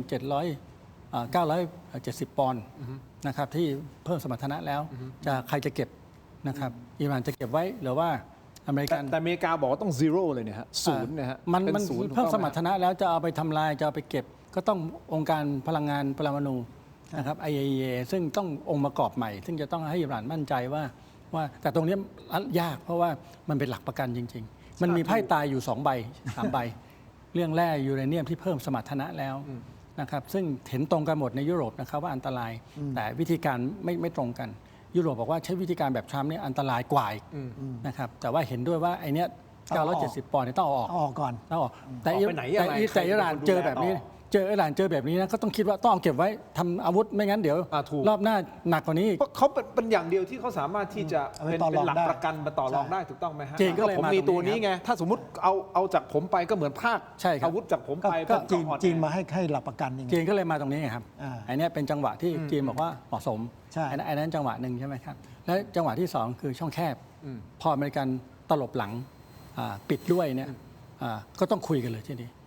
แล้วผมก็โพสต์ไปแล้วว่ารูปแบบการคุยเนี่ยซับซ้อนอิหร่านเนี่ยไม่ได้เป็นภาคีอะไรเลยนะครับแต่ต้องรีบเข้าแล้วต้องจัดระบบให้อิหร่านได้ประโยชน์ด้วยแบบช่องแคบมะละกานะครับที่ไทยสิงคโปร์อินโดนีเซียมาเลเซียจัดระบบได้ แล้วก็เป็นไปตามกติกาสากลแต่มันมีข้อพิพาทกันระหว่างอิหร่านกับเพื่อนบ้านด้วยมันมีอีกหลายเรื่องมากเราก็เกรงว่าจะช้าไอ้นี่เป็นยกที่3ที่ต้องคุยกันเรื่องเทคนิคละทางเทคนิคและยกที่4ก็สรุปทางเทคนิคและยกที่5ก็เอากลับไปให้ผู้นำเซ็นซึ่งจบแล้วก็จบรอบนี้นะแต่ว่ามวยมันมีหลายรอบเนี่ยถ้าเกิดรอบนี้รอบ2นี่ไม่จบจริงเนี่ยผมว่าต่อถ้าไม่จบต้องต่อเพราะจริงๆมันเขาอยากจบทุกคนอยากจบหมดแหละแต่รายละเอียดยังไม่ตรงกันแค่นั้นเองให้ทุกคนแฮปปี้ไปได้มวยสมัยใหม่ชกกัน 3-4 ยกก็พอแล้วนะครับมากกว่านี้มันคนจะยืนไม่ไหว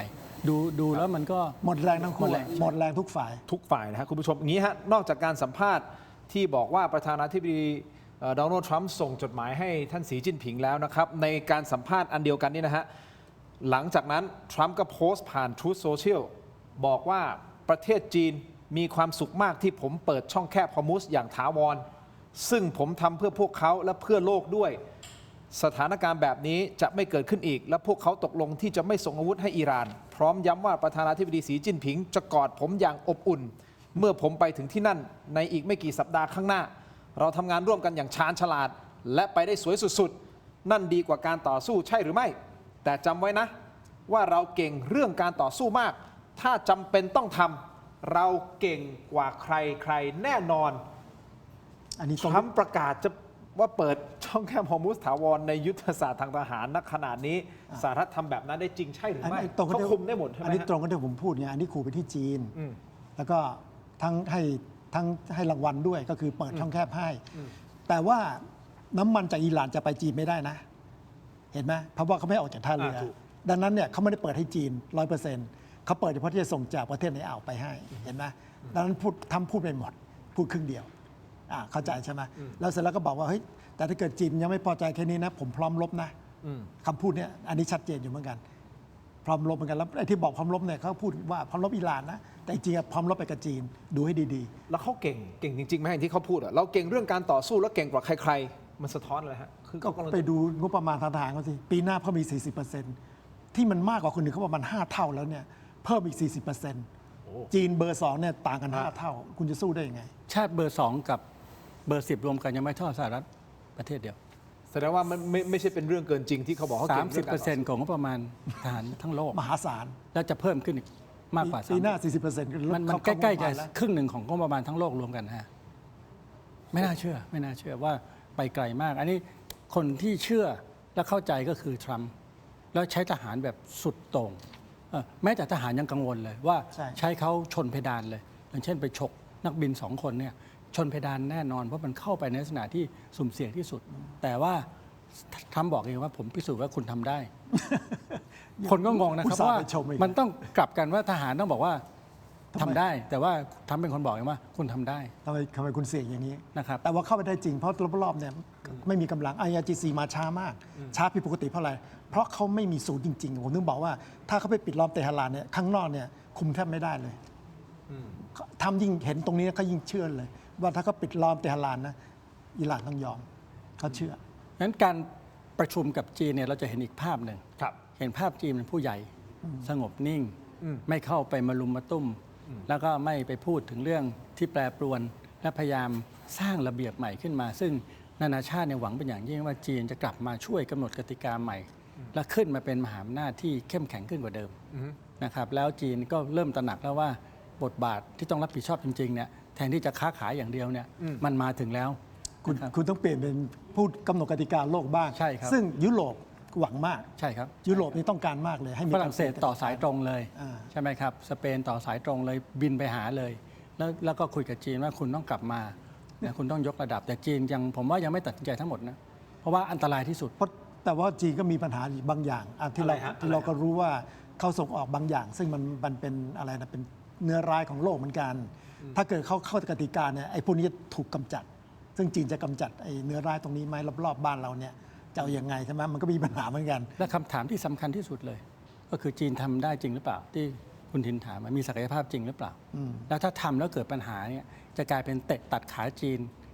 โดยความคิดอเมริกันทำให้จีนต้องลำบากอุตสาห์ประคับประคองตัวทรงตัวมามีเพื่อนต้องเยอะแยะนะครับสวมหน้ากากมหาเสน่ห์นะครับแล้วคนก็เชื่อตอนนี้ถูกดันหลังออกมาให้เป็นผู้กำหนดกติกาโลกเป็นตำรวจนะครับแล้วจะต้องทำแบบจริงจังขึ้นเนี่ยไม่พูดอย่างทำอย่างมันจะทำได้ไหมแล้วแปลว่าคุณต้องจ่ายตังค์มากขึ้นนะโอ้มหาศาลครับคือเดิมเนี่ยสหรัฐจ่ายให้ยูเอ็นมากใช่ไหมแล้วจีนเขาไปวิ่งแต่อะไรก็ไม่รู้เขาได้เปรียบสหรัฐก็โมโหเอาเงินออกกลายเป็นว่าทุกคนหันมาพึ่งจีนให้เป็นคนดูแลเรื่องนี้จีนก็ต้องลงทุนและลงทุนมากขึ้นก็จริงตอนนี้จีนนะครับในสหประชาติแต่พอไหมเศรษฐกิจจีนดีจริงไหมนะครับมันมีอีกหลายเรื่องที่เป็นคำถามใหญ่ๆผมคิดว่าจีนเขาก็คิดลึกแล้วก็คงต้องนิ่งๆไปก่อนแล้วก็ดูว่าสุดยอดคราวนี้อย่างน้อยๆตกลงเรื่องภาษีได้ดีหรือเปล่านะครับแล้วก็เรื่องช่องแคบแน่นอนเป็นเรื่องใหญ่เรื่องรับประกันความอยู่รอดของอิหร่านเอาแค่นี้จีนก็ลำบากแล้วยังไม่พูดถึงสงครามรัสเซียซึ่งจีนก็เป็นพันธมิตรอยู่นะครับแล้วก็ยังไม่พูดถึงเรื่องอื่นๆอีกหลายเรื่องที่จีนกำลังมีปัญหากับญี่ปุ่นนะครับมีปัญหากับอินเดียนะครับมันหลายเรื่องการเป็นตำรวจโลกเนี่ยไม่ง่ายสำหรับจีนแต่ว่าเวลามันมาถึงเร็วกว่าที่จีนคิดไว้นะครับเพราะว่าสถานการณ์สงครามในตะวันออกกลางอย่างนี้ฮะตอนนี้สิ่งที่เราในประเทศไทยเอาแล้วกันพวกเรารอดูอะไรดีฮะอาจารย์เรารอดูว่ารอดูอะไรถ้าจีนประสบความสำเร็จในการคุยเอาที่เป็น best case scenario ก่อนผลลัพธ์ที่ดีที่สุดผมขอเป็นผลลัพธ์ที่ดีที่สุดแรกสุดยก3เนี่ยทางเทคนิคเนี่ยจะคุยกันวันนี้พรุ่งนี้ได้เลยไหมแล้วก็เลบานอนที่ว่าจะแถลงข่าวเนี่ยนะครับมันจะออกมาดีไหมถ้า2อันนี้ดีเนี่ยผมว่ามันมีเวลาที่ทรัมป์พูดเองหายใจมีเวลาสูดอากาศมีเวลายืนระยะซึ่งจริงทั้งสองฝ่ายทุกฝ่ายต้องการยืนระยะก็คือถ้าเลบานอนคุยกันรู้เรื่องนะครับ ครั้งแรกในรอบ 40 ปีนะครับไม่เคยคุยกันแล้วอันนี้มันติดใจอิสราเอลมากเพราะแพ้มาหลายรอบแล้วแพ้ฮิสบอลเลาะห์มาไอ้ฮิสบอลเลาะห์นี่มันเกิดขึ้นเพราะอิสราเอลไปยึดครองเขานะครับทำให้เกิดขึ้นมาแล้วก็ลบแพ้ฮิสบอลเลาะห์หลายรอบแล้วแต่ถ้าเริ่มคุยกันได้ซึ่งฮิสบอลเลาะห์บอกไม่เอาไม่คุยแต่ถ้าเลบานอนคุยเนี่ยมันจะหมายความว่าฮิสบอลเลาะห์ต้องลดบทบาทลงนั่นเป็นประเทศเลบานอนของเขานะครับที่คุณไปปฏิบัติการเพราะฉะนั้นไอ้นี่สำคัญมากนะครับและอิสราเอลก็จะบอกเราว่าอิสราเอลจะลดลาวาศอกเพราะการคุยนี้อเมริกันผลักดันให้อิสราเอลเนี่ยไปคุยนะครับอันนี้จะทำให้เห็นพัฒนาการที่ดีในยก 3แต่ไม่จบนะครับมันลื่นไหลแต่อย่างน้อยมันดีขึ้นแล้วก็ต่อด้วยจีนถ้าจีนสร้าง เอา best case นะ ความเชื่อมั่นได้นะครับรับประกันให้อิหร่านเขามั่นใจนะผมคิดว่าอิหร่านก็เดินหน้าได้นะในการเจรจาเพราะเขาต้องการตรงนี้นะครับเพราะว่าอันนี้มันต้องเห็นใจเขาเหมือนกันว่าโดนขนาดนี้แล้วจะไม่กลับมาเหมือนเดิมไม่มีอิทธิพลเหมือนเดิมเพราะจีนต้องรับประกันความเข้มแข็งเขาต้องฟื้นฟูให้เขาด้วยนะครับอันนี้จีนก็ต้องคิดหนักเวลาพูดถึงจีนนี่คิดถึงเงินอยู่เสมอนะครับเพราะจีนเงินเยอะนะครับแต่ว่าไม่ได้เงินเยอะทั้งมากแบบอเมริกันนะครับแต่เงินเยอะพอที่จะฟื้นฟูอิหร่านช่วยให้อิหร่านยืนระยะถ้าจีนทำได้นะครับก็จะช่วยให้บรรยากาศเริ่มดีขึ้นและทางสหรัฐก็อาจจะถอนลดบทบาทลงได้นิดหน่อยแต่ไม่จบสถานการณ์ก็จะดีขึ้นอันนี้คือ best case ที่มันจะเกิดขึ้นในช่วงนี้ได้ในห่วงเวลานี้ถูกต้องไหมเสนงเห็นด้วยไหมฮะถ้าเห็นด้วยผมก็จะถามต่อเลยว่าแล้ว worst case นะครับมันจะเกิดอะไรเอาเห็นด้วยไปก่อนเห็นด้วยไปก่อนแล้วถ้า worst case คือสถานการณ์เลวร้ายสุดถ้า worst case นี่ก็คือตัวการคุยเนี่ยไม่จบเรื่องเทคนิคคือไม่จบก็ต้องมาปิดล้อมมันอ่ะเราพูดง่ายๆคืออิหร่านจะเป็นเหมือนซีเรียก็คือเป็นรัฐล้มเหลวอ่ะมันจะเกิดพวกขุนศึกอะไรขึ้นมาเต็มไปหมดเลยแล้วมันก็จะเกิดอะไรที่เราคาดไม่ได้เลยในพื้นที่นั้นแล้วซึ่งมันก็จะทำให้น้ำมันมีปัญหาต่อไปอีกเพราะเคส worst case หรือ best case อยู่ที่น้ำมันมันมีเสถียรภาพไหมถ้ามันมีเสถียรภาพมาทั้งโลกเศรษฐกิจทั้งโลกปั่นป่วนหมดใช่ไหมครับนั่นแหละคือสิ่งที่มีปัญหาแล้วสหรัฐเองก็ทำอะไรไม่ได้ถ้าน้ำมันมีปัญหาอิหร่านเขาขู่ว่าจะปิดช่องแคบบับเอลมันเดฟนะฮะเป็นอีกช่องแคบในทะเลแดงอันนั้นเกิดจากซาอุเนี่ยเขามีท่อน้ำมันไอ้ท่อน้ำมันเนี่ยถ้ามันออกทางนี้ไม่ได้ก็มาตรงนี้แต่นี้ไม่มีปัญหาหรอกสุดท้ายเนี่ยฮอร์มุสไปมาจะเปิดเร็วไม่ช้าหรอกไม่ต้องไปยุ่งมากเสนงคิดว่ามันต้องเปิดเร็วเพราะว่าตัวเขาเองเขาบอกว่าถ้าใครอยากจะออกเนี่ยนะคุณก็ไปออกทางน่านน้ำของโอมานเนี่ยเขาโพสต์เมื่อเช้าอ่ะอิหร่านบอกงั้นอ่ะก็แปลคุณก็เปิดเหมือนกันนี่ก็โอมานกับอิหร่านช่องแคบมันอยู่ตรงนี้ถ้าทีมงานมีภาพช่องแคบนะมันก็คือมีโอมานอยู่ตรงนี้ด้านหน้าของโอมานไปได้คุณก็เลาะไปทางโอมานคุณอย่ามายุ่งกับผมก็แปลว่าคุณเปิดไงคุณไม่ได้ปิดหมดไงก็จบแล้วไงมีอะไรอีกอะทำไมคุณต้องมาตกใจแล้วทำไมฟังดูง่ายจังเลยแล้วคุณจะมาปั่นว่าโอ้ยน้ำมันต้องขาดโลกต้องพินาศมันไม่ใช่มันคุยมันต่อรองกันอยู่ตลอดเวลาเท่านั้นเองแล้วอิหร่านก็เปิดทางแล้วอิหร่านก็อยากลงเหมือนกันแต่ลงยังไงให้ตัวเองปลอดภัยเพราะถ้าไม่มีไอ้ตัวเสริมสมรรถนะยูเรเนียมเนี่ยเขาไม่ปลอดภัยไงก็กลัวสหรัฐกลัวอิสราเอลอย่างนี้นะฮะคุณผู้ชมครับหน้าหนึ่งเนี่ยเราจะเห็นประธานาธิบดีโดนัลด์ทรัมป์ก็แสดงออกว่ามีความสัมพันธ์อันดีงามสนิทสนมกับสีจิ้นผิงนะครับแต่อีกหน้าหนึ่งของสหรัฐก็คือโดยรัฐมนตรีคลังของสหรัฐคุณสกอตต์เบสเซตนะฮะออกมากดดันธนาคารพาณิชย์ขนาดใหญ่ของจีน2 แห่งนะครับด้วยการสั่งให้เปิดเผยบัญชีการเงินของอิหร่านและกองกำลัง IRGC ของอิหร่านเนี่ยรวมถึงสั่งให้อายัดธุรกรรมทั้งหมดมิฉะนั้นจะถูกบอยคอตไหนประธานาธิบดีโดนัลด์ทรัมป์บอกว่าสนิทบัดดี้กับสีจิ้นผิงแต่ทำไมรัฐมนตรีคลังของสหรัฐเดินอีกหน้าหนึ่งซึ่งนักวิเคราะห์หลายท่านนะนักวิเคราะห์ต่างประเทศด้วยก็สะท้อนบอกว่ามันทำงานขัดแย้งกันในสหรัฐหรือเปล่าหรือนักวิเคราะห์ข่าวบางท่านก็บอกว่าจริงอันนี้มันคือ two track policy ใช่ เป็นกลยุทธ์เดิน2 ทางแต่รู้กันแล้วเดิน2 ทางอันนี้คือบีบจีนชัดๆเลยก็เหมือนว่าคุณจะเอากับผมไหมล่ะเอากับผมคว่ำบาตรคุณแล้วคุณขายของมาแล้วคุณพังทันทีหรือคุณจะรอให้จบเรื่องอิหร่านก่อนแล้วค่อยว่ากันดังนั้นเนี่ยคุณช่วยจัดการให้ผมก่อนได้ไหมแต่ธนาคารจีนยังไงก็ต้องโดนไม่โดนเรื่องนี้ก็โดนเรื่องน้ำมันแล้วก็ NPL ยังไงก็โดนดังนั้นจีนเนี่ยต้องตั้งรับเต็มที่แล้วยืนระยะให้ได้นี่คือ true track ถ้ายืนผ่านไปได้ปั๊บเนี่ยเขาก็จะเข้มแข็งแล้วกลับมายืนให้โลกได้อันนี้เป็นเรื่องใหญ่ที่จีนต้องตัดสินใจมันมีเชิญครับ 3 track ด้วยฮะไม่ใช่แค่2 track นะใช่ครับอย่างน้อยๆนะครับ3 กระดาษทหารที่เสนงพูดเรื่องปิดช่องแคบเรื่องกำลังทางทหารรู้ดีว่าอเมริกันได้เปรียบแต่ว่าก็สุ่มเสี่ยงนะครับถ้าใช้มากๆเสียหายเยอะๆนี่ก็ยุ่งคนอเมริกันแทร็กแรกแทร็กที่2การทูตการเจรจาทางเทคนิคปากีสถานอิหร่านจีนสหประชาชาตินานาชาติอังกฤษฝรั่งเศสที่คุยกันเรื่องอิหร่านเนี่ยและเรื่องที่3 พูดน้อย แต่ถ้าคุณทินสังเกตดูเมื่อสัปดาห์ที่แล้วเนี่ยมันมีตัวเลขพวกนี้ออกมาว่าจีนได้เงินเท่าไหร่อิหร่านได้เงินเท่าไหร่จากการค้าขายจากการปิดช่องแคบของมูลนิธิหนึ่งที่ทำงานให้กระทรวงการคลังสหรัฐไอ้แทร็กที่ 3 คือกระเป๋าเงินไอ้นี้ใหญ่มากแล้วก็เงินมโหฬารเลยสำหรับจีนสำหรับอิหร่านในการค้าขายวันๆหนึ่งน้ำมันออกมาเป็น100 ล้านบาร์เรลเลยนะครับแล้วก็เป็นหมื่นล้านเลยแล้วก็ไปถึงจีนไปถึงญี่ปุ่นไอ้กระเป๋าที่3เนี่ยทรัมป์ไม่ค่อยอยากจะบีบเพราะกระเป๋าตัวเองด้วยไม่รู้พรรคพวกตัวเองค้ากับพวกนี้เท่าไหร่ ก็น่าจะใช่ ครับเพราะว่าลบกันก็ทหารก็ว่าไปเดี๋ยวผลิตอาวุธขายก็ได้กำไรทางการทูตก็ลวดลายไม่ตกเนี่ยระหว่างที่เราเล่นสงกรานต์ทีมงานคุณทินก็คงไม่เป็นทำอะไรต้องไปนับ19 ครั้ง 20 ครั้ง การทูตเนี่ยไม่ได้เป็นนั่นทำอะไรกันนะครับแล้วยังโพสต์ผ่าน Facebook ผ่านสถานทูตให้เราได้กดไลค์กดแชร์นะครับอันนั้นก็วุ่นวายมากแล้วไม่เหมือนเดิม แต่ไอ้กระเป๋าเงินเนี่ยเรื่องจริงมันเจ็บปวดมากแล้วก็ยืนระยะไม่ได้แล้วกระทรวงการคลังหลายครั้งเนี่ยออกมาพูดแต่พูดน้อยมากผมก็ตามไอ้มูลนิธิเนี่ยเพราะมีเจ้าหน้าที่การคลังระดับสูงเขาเกษียณแล้วไปอยู่ที่นี่ก็ให้ข่าวไงครับว่ากระเป๋าเงินเท่าไหร่นะครับเดือนละเท่าไหร่สินค้าเท่าไหร่น้ำมันเท่าไหร่ก๊าซเท่าไหร่แล้วถ้าจะปิดจะโดนเท่าไหร่ไอ้นี่ชัดว่าจีนโดนมากที่สุดประเทศหนึ่งนะครับแล้วเขาต้องการให้จบให้เร็วที่สุดแหละใช่ญี่ปุ่นเกาหลีใต้พวกนี้ที่ทำโกรธทั้งนั้นอ่ะเดือดร้อนนะครับก็จะไปบีบหมดเลยไม่ใช่บีบจีนอย่างเดียวนะครับบีบญี่ปุ่นด้วยนะครับบีบเกาหลีใต้ด้วยบีบคุณทินด้วย พวกเราที่ได้ประโยชน์นี่แหละเพราะว่ามันจะกระทบมากตรงนี้บีบผมคือหมายความบีบประเทศไทยใช่ไหมใช่ครับแล้วถ้าบีบผมคนเดียวแพ้ชนะเนี่ยเวลาลบกันเนี่ยอย่าไปถือว่าทหารข้างหน้าเขาลบกันเราชนะไม่ใช่ดูกรณีของยูเครนรัสเซียสิยูเครนโจมตีลงกลั่นน้ำมันรัสเซียเป็นหลักแล้วก็ไอ้ที่ผลิตอาวุธอะไรก็โอเคแต่โรงกลั่นน้ำมันเนี่ยทำรัสเซียเนี่ยเป๋ไปเป๋มาเลยพร้อมที่จะยุติสงครามไปไม่ได้ข้างหน้าก็มันไม่มีน้ำมันไปส่งข้างหน้าด้วยไอ้ทรัพยากรในประเทศก็หมดเพราะว่าการผลิตได้ล้มละลายหมดเลยเนี่ยก็คือการแท็กที่3เนี่ยคือเรื่องเศรษฐกิจคุณผู้ชมครับก่อนที่ผมจะไปกัมพูชากับไทยอันนี้ต้องติดตามต้องฟังเลยนะฮะกัมพูชากับไทยเดี๋ยว2ท่านจะวิเคราะห์นะครับนี่เป็นประเด็นสำคัญนะครับพอกัมพูชาเขากำลังเตรียมอะไรอยู่นะฮะเราก็ต้องตั้งรับจริงๆเราตั้งรับเชิงรับตั้งรับเชิงรับของเขาตั้งรับเชิงลุกของเขากัมพูชาคือตั้งรับเชิงรุกออกนอกบ้านโอเคเดี๋ยววิเคราะห์กันผมขอไปข้อมูลตรงนี้นิดเดียวสั้นๆคุณผู้ชมครับผมจะได้จบเรื่องของฮอร์มุสนะฮะเดี๋ยวกลับมาที่ประเทศไทยกัมพูชาคุณผู้ชมต้องติดตามนะฮะอัปเดตให้ทราบก่อนสั้นๆฮะท่านรองนายกรัฐมนตรี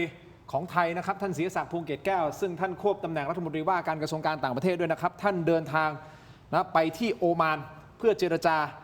นะขอให้เปิดทางให้ทางเรือไทยเนี่ยผ่านช่องแคบฮอร์มุสได้นะฮะซึ่งเมื่อวานนี้เองนะครับท่านก็เข้าพบและหารือกับท่านรองนายกรัฐมนตรีฝ่ายกลาโหมแห่งรัฐสุลต่านโอมานนะรวมถึงผู้บัญชาการทหารเรือของโอมานนะฮะที่กรุงมัสกัตเพื่อขอบคุณที่โอมานช่วยลูกเรือมายุรีนารีทั้งหมด20คนพร้อมขอให้โอมานสนับสนุนให้เรือไทยที่ตกค้างอยู่9ลำผ่านช่องแคบฮอร์มุส9ลำของเรานะฮะอยู่ตรงนั้น9ลำของเราอยู่ตรงนั้นคุณผู้ชมครับการเดินทางไปเยือนอันนี้มันเป็นสัญญาณที่ดีใช่ไหมฮะเซโนก็อย่างที่ผมเรียนไงอิหร่านเขาเปิดแล้วถ้าอยากจะไปทางโอมานทางนี้ก็ท่านทูตท่านศรีศักดิ์ก็ไปคุยแล้วก็จะได้ช่วยให้กองทัพเรือโอมานนะช่วยดูแลจนกว่าจะผ่านได้9ลำซึ่งไม่น่ามีปัญหาไม่น่ามีปัญหาแล้วก็จะได้มีความสัมพันธ์ที่ดีต่อกันและช่วยเหลือกันไปโอมานมีความสำคัญมากครับในจุดนี้ครับก็เป็นคนคุมนะครับกติกาตั้งแต่แรกในการเจรจาแล้วก็ถอยให้กับปากีสถานแต่ก็อยู่เบื้องหลังแล้วก็ผลักดันแล้วก็เป็นตัวกลางในการจัดระเบียบช่องแคบแล้วก็ช่วยนะครับให้เรือเนี่ยผ่านเข้าออกนะครับแล้วก็ยังปฏิบัติการในการอาหารได้อันนี้สำคัญนะครับแล้วก็ในอนาคตอาจจะเป็นประเทศหนึ่งที่อาจจะเป็นอิสระขึ้นจากสหรัฐก็ได้นะครับซาอุดิอาระเบียเนี่ยจะยากหน่อยนะครับคูเวตพวกนั้นเล็กหมดโอมานเนี่ยมีศักยภาพก็ถูกต้องแล้วที่เราไปคุยกับโอมานนะครับแต่อาจจะต้องคุยบ่อยคุยเร็วหน่อยนะครับแล้วก็ทำงานใกล้ชิดกว่านี้ส่วนใหญ่เราไปแล้วเราก็กลับมาแล้วเราก็ทำเรื่องอื่นต่อนี่มีเรื่องกัมพูชาแล้วรอเราอีกครับมีเรื่องจีนอีกผมไปครับไปกัมพูชาเพราะฉะนั้นผมไปฮะเดี๋ยวผมเพราะฉะนั้นต้องกลับไปโอมานเร็วหน่อยนะครับมันมีเรื่องอีกหลายเรื่องที่จะต้องทำร่วมกันเรามีแหล่งสัมปทานอยู่ในตะวันออกกลางเยอะนะครับอาจจะต้องให้โอมานช่วยเปิดพื้นที่ให้เรากลับไปในอิหร่านแสดงว่าจุดยุทธศาสตร์ที่โอมานอยู่ณตอนนี้เป็นจุดสำคัญเขาอยู่ตรงข้ามอิหร่านตรงทางออกเลยไงเพราะฉะนั้นโอมานจะมีบทบาทสำคัญกับบ้านเราเหมือนกันมากครับแล้วก็ถ้าเราจะผ่าน เข้าไปยังอิหร่านเนี่ยตอนนี้เราไม่มีสายตรงทั้งหมดนะครับก็ผ่านโอมานแต่ในขณะเดียวกันเราพัฒนาทางเลือกในการทำสายตรงกับอิหร่านก็ดีสัมปทานที่เรามีนะครับตอนนี้มีมูลค่ามหาศาลถ้าสถานการณ์มันเริ่มสงบปุ๊บเราต้องเดินเลยนะครับรอบนี้น่าจะคุยกับโอมานเรื่องนี้เลยด้วยซ้ำแต่อย่าทิ้งประเทศอื่นนะประเทศในอ่าวก็ต้องไปด้วยใช่ครับต้องไปให้หมดมันมีหลายจะท่านศรีศักดิ์จะเหนื่อยหน่อยนะฮะท่านช่วงนี้ก็ต้องจัดทีมตะวันออกกลางใหม่คือต้องจัดทีมตะวันออกกลางใหม่จัดทีมกัมพูชาใหม่นะครับ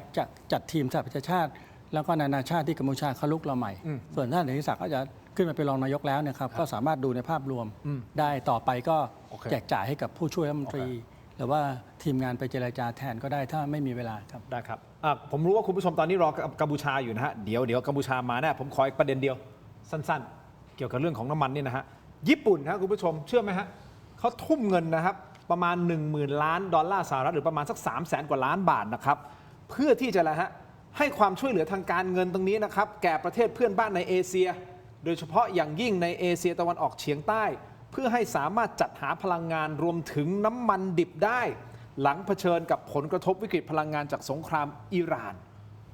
ใช่แล้วครับนายกรัฐมนตรีของญี่ปุ่นฮะท่านซาเนเอะทาคาอิจิท่านประกาศเลยนะฮะจะให้ความช่วยเหลือ 300,000 กว่าล้านบาทคือท่านนี้ฮะ 300,000 กว่าล้านบาทนี่นะครับคุณผู้ชมให้ประเทศเพื่อนบ้านเนี่ยในการจัดหาพลังงานรวมถึงน้ำมันดิบได้คำถามก็คือแล้วทำไมญี่ปุ่นจะต้องออกเงินเยอะขนาดนั้นให้กับประเทศเพื่อนบ้านล่ะครับ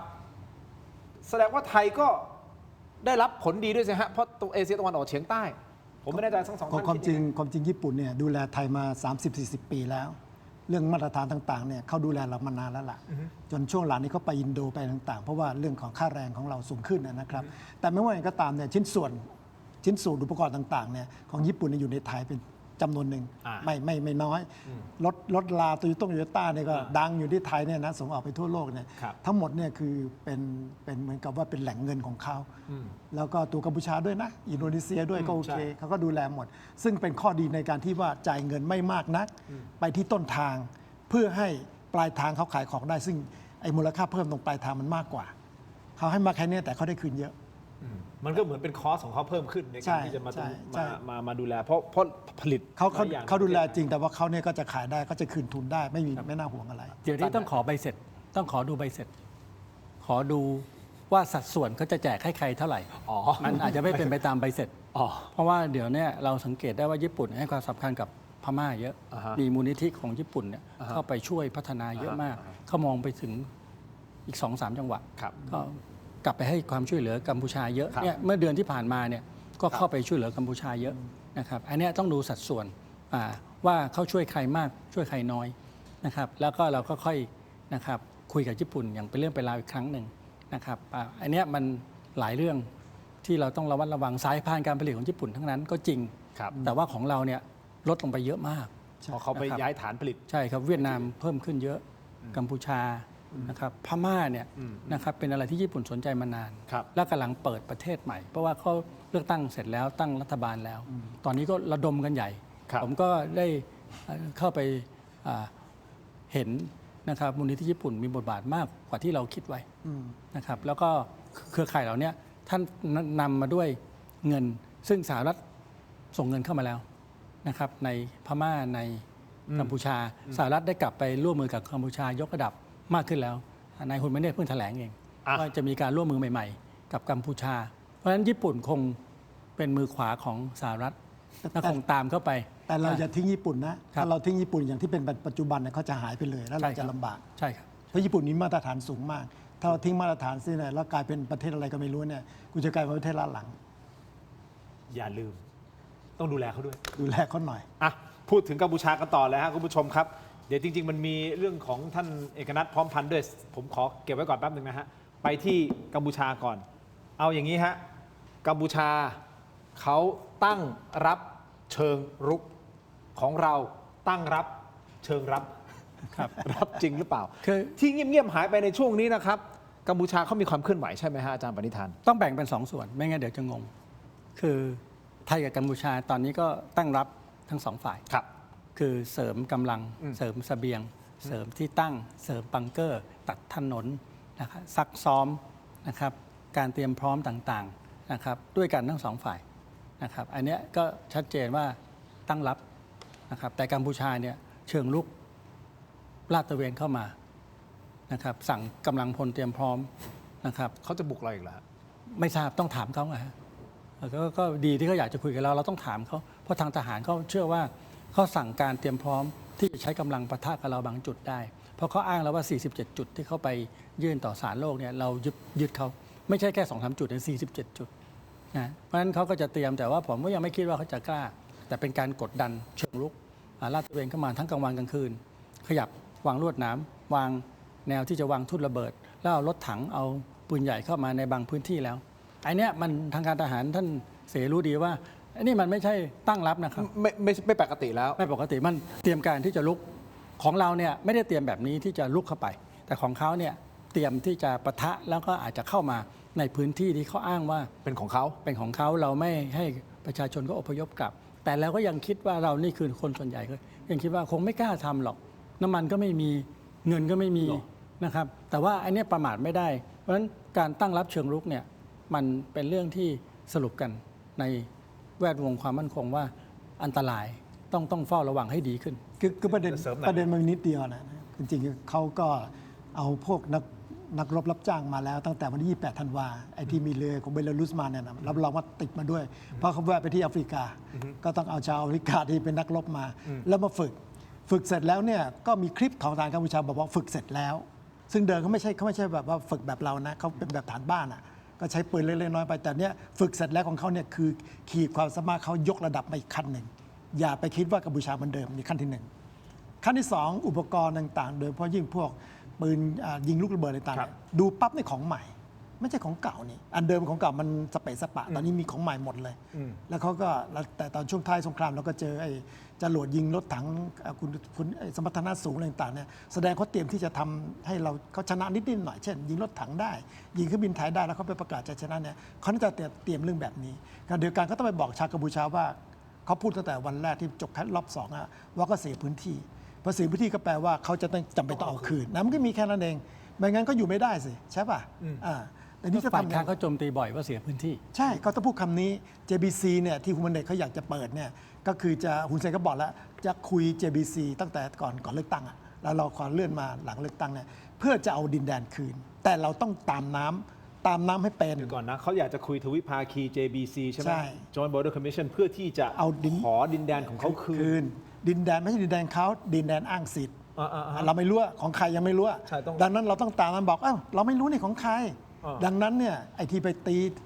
ตีเส้นรายได้เรียบร้อยแล้วไอ้ที่น้องย่าจ้าน้องจานแล้วยังไม่ได้เดินเท้าเดินเท้าแล้วรับรองซะเดินเท้าหมายถึงเอา2ฝั่งเลยมาเดินเท้าด้วยกันเขากำลังจะเดินอยู่แล้วมันตีกันซะก่อนถ้ามาเดินเท้ารับรองปั๊บมันก็จะได้เส้นเหลืองขึ้นมาไอ้เส้นสีน้ำเงินสีแดงจบพอมีเส้นเหลืองยาวเท่าไหร่สันติภาพเกิดเท่านั้นเอาเรื่องนี้เลยไปพบ5 ชาติสำคัญที่อยู่คณะมนตรีความมั่นคงไปเดินไปหาฝรั่งเศสเลยนี่ผมกับเขาเนี่ยคุณมันเด็กเขาอยากเข้า JBC ผมก็เห็นด้วยนะเดินแนวทางสันติภาพคุณมันเด็กเขาพูดผมก็เห็นด้วยแต่สันติภาพจะเกิดได้ต่อเมื่อมีเส้นพรมแดนชัดเจนจบเลยอย่างนี้เอาไหมไปบอกฝรั่งเศสบอกมาครองผมว่าเขาเอา